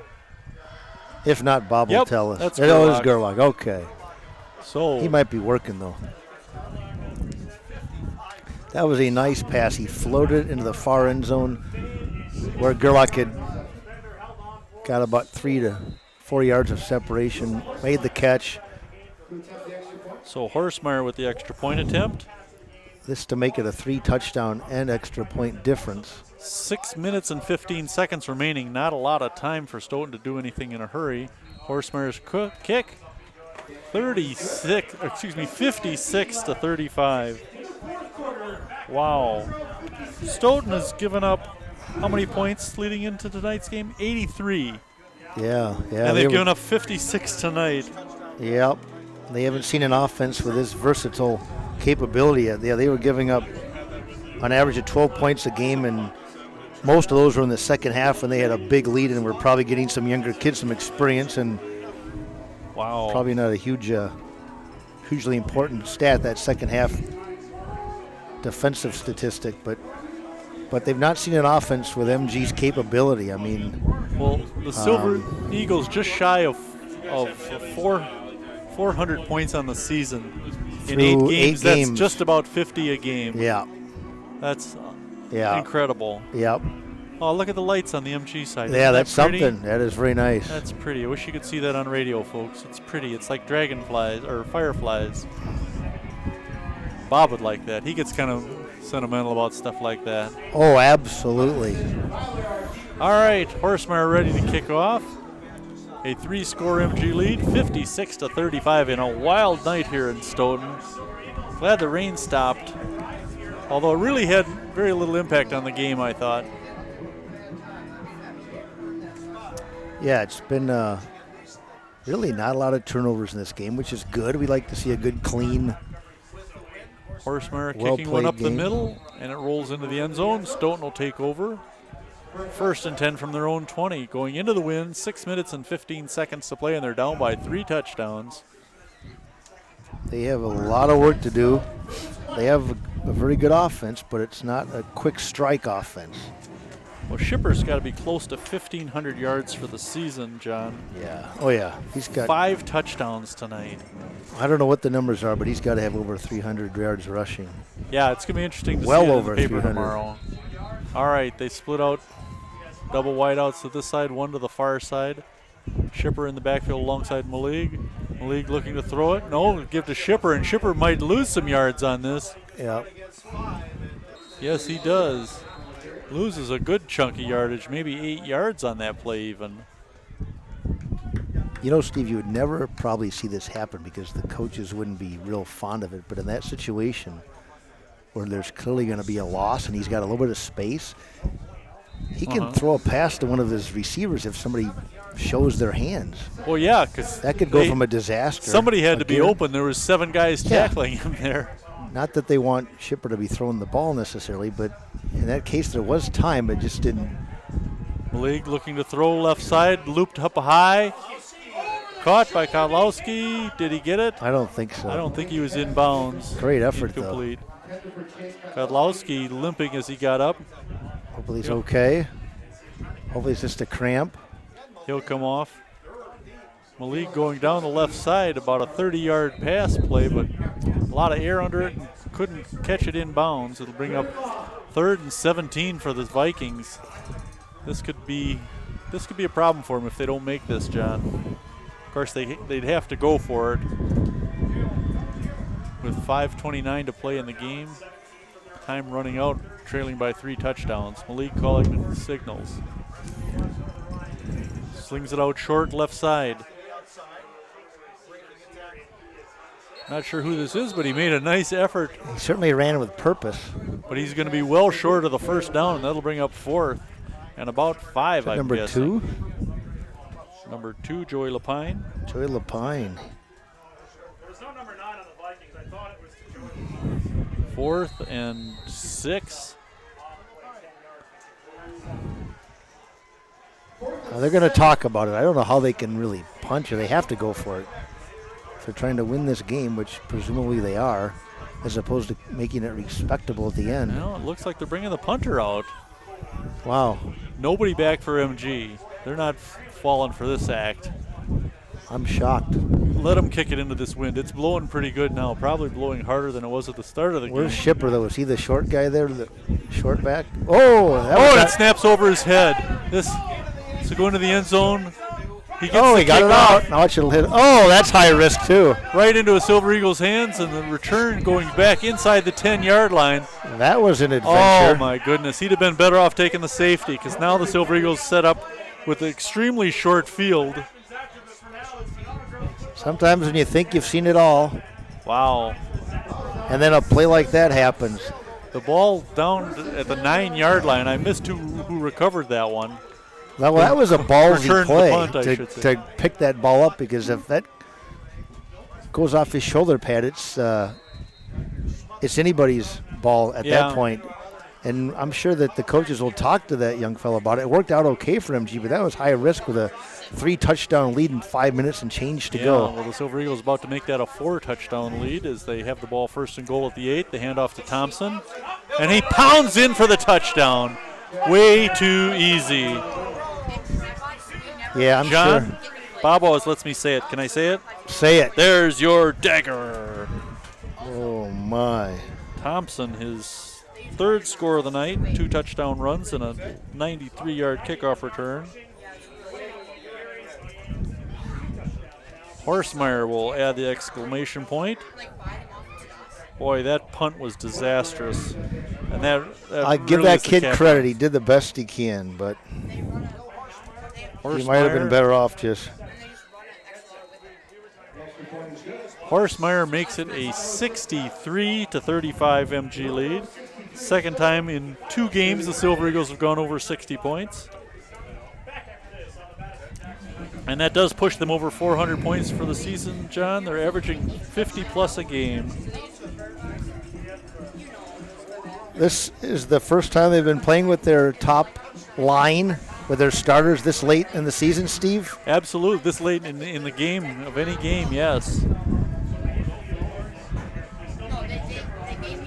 Clearly, this is one of the better teams that MG has played all year, despite the large number of points. I mean, they've had to keep their starters in, and obviously have given up a lot of points as well. Yeah, I think we're going to start to see some subs coming in for the next 5 minutes and 6 seconds. Maybe not on defense, as they still have to hold Shipper back, but definitely the offense.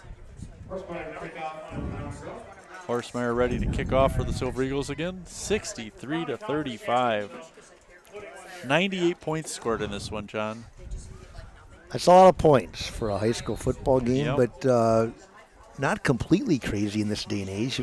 15 years ago it would have been unthought of. Oh, yeah. But with these spread offenses and lots of incomplete passes and stoppages of the clock. Horstmeyer, a line drive kick taken in about the 8-yard line. Coming back up the middle of the field, the returner gets across the 30-yard line and then shoved back. The Vikings will take over 1st and 10, just under 5 minutes to play, and trailing by 4 touchdowns. 63-35. What was the over-under on this one, do you know? I think the over is going to take home the money. Yeah, I'm guessing. I'm thinking it was probably, well, it wasn't because it's a high school game, but for those that like that sort of thing, it would have probably been about 68, I'm thinking. I'll give you credit, John. Before the game, you predicted Monona Grove by 3 scores. Shipper with the carry. And nothing going there. He got a couple yards, and that's it. that guy is a real workhorse. So Stoughton's streak of He not might winning the conference championship will continue. he might look a little tired right now, but I think he's just kind of selling it. I think he's going to come back with a couple more purposeful runs and try to bust another one. He's got to be discouraged. The whole Stoughton lineup has to be discouraged by the turn of events here. One can't wonder if having a healthy Jordan Benedetto, how that might have impacted this game. I mean, I don't know, more offensively, defensively, giving Shipper a little bit of a break. I don't know for sure. Shipper with a couple yard carry there, making it 3rd and 5. You know, we talked about what else were we going to see. We hadn't seen a play like that punt return before. You don't see many near touchdowns on punt returns taken inside the 20. Right. We still need that interception, though. 3rd and 5. Malik looking to throw over the middle. Oh, yeah, complete nice, for the nice. first down. That was complete to number Yeah, 11, Max Fernholz. That was the tight well end. done. I mean, he threaded the needle. That was pretty well covered by MG, but Malik I know that throwing less than 10 times a game this Yeah. season.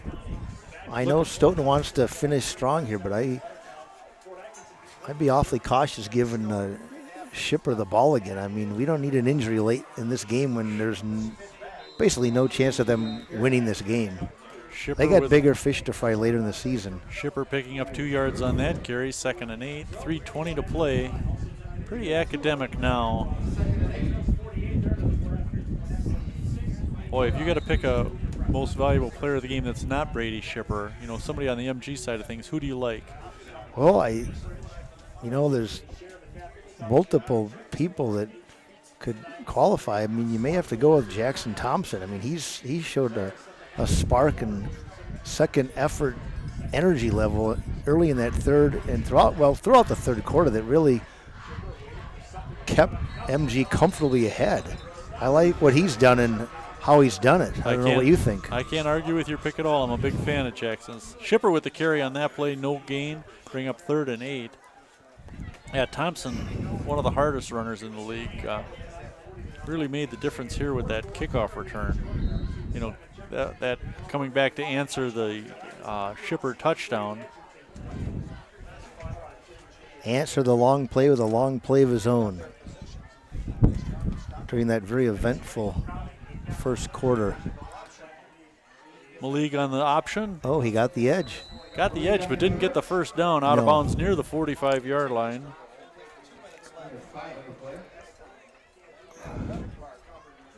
Flag on the field.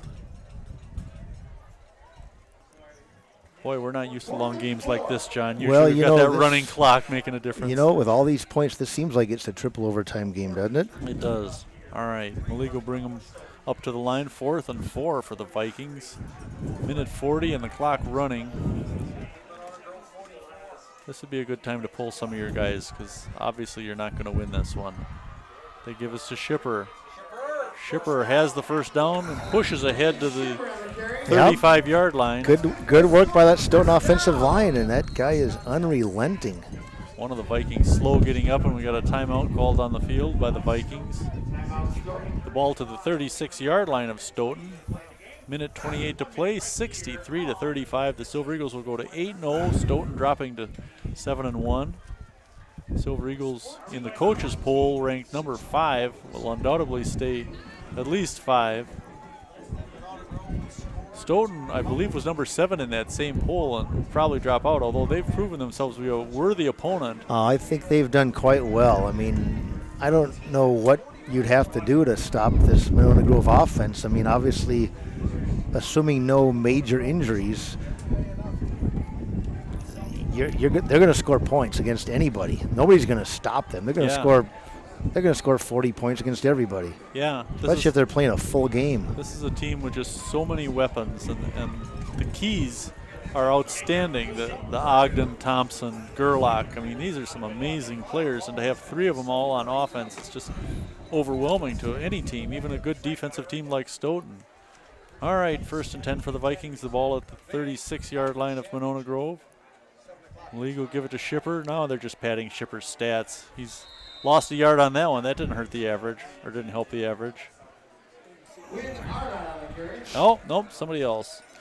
Quinn somebody or other. Arnott, a sophomore, getting a carry. So good, they are putting some subs in there now. I hadn't seen the difference. Yeah, there's some more white pants out there now. Yeah, they do have Malik still going out there at quarterback. We're down to a minute to play. Monona Grove will win yet another conference championship. This is 9 in the last 10 years now. And going to the playoffs with a good seed for the, let's see, this will be their 17th straight year in the playoffs. And those are right around the corner, Steve. I mean, it seems like this football season has gone very quickly. And maybe it has, I don't know. But, the playoffs start in 2 weeks. It has, and I've announced more games than I usually have. Well, a big night for the Silver Eagles. We could run down the scoring, but really, there's a lot, and we want to go home. That might run you down. That's right. Let's suffice it to say, Ogden and Thompson had their typical spectacular games. Brady Shipper had 5 touchdowns, all 5 touchdowns for the Vikings, but he wasn't enough as he was facing an outstanding MG offense. I mean, the Silver Eagles haven't given up 35 points all season in a single game. They did tonight, but managed to score 63 themselves. Just, you can't say enough about this team, Bob. Just unbelievable skills. Well, it was Bob. I called you Bob for about the 4th time. That's okay. I know sorry. who I am. I can't be Bob. I'm standing on his shoulders. You're doing a fine job here, John. Hey, and I got to say, this is WVMO LP Monona. Thank you so much for watching tonight. Steve Martinelli alongside my Huckleberry, John Fowler. John, thanks a lot for doing tonight's game. I hope you had as much fun as I did. I did. It was a great evening. Thank you very much. You bet. And folks, tune in. Watch next week when the Silver Eagles take on the Watertown Goslings on senior night. At halftime, we'll have a special presentation, the 1977 state championship reunion. Guys from all over the globe will come back for that game. Thanks so much for watching. This has been a WVMO Voice of Monona production. Good night.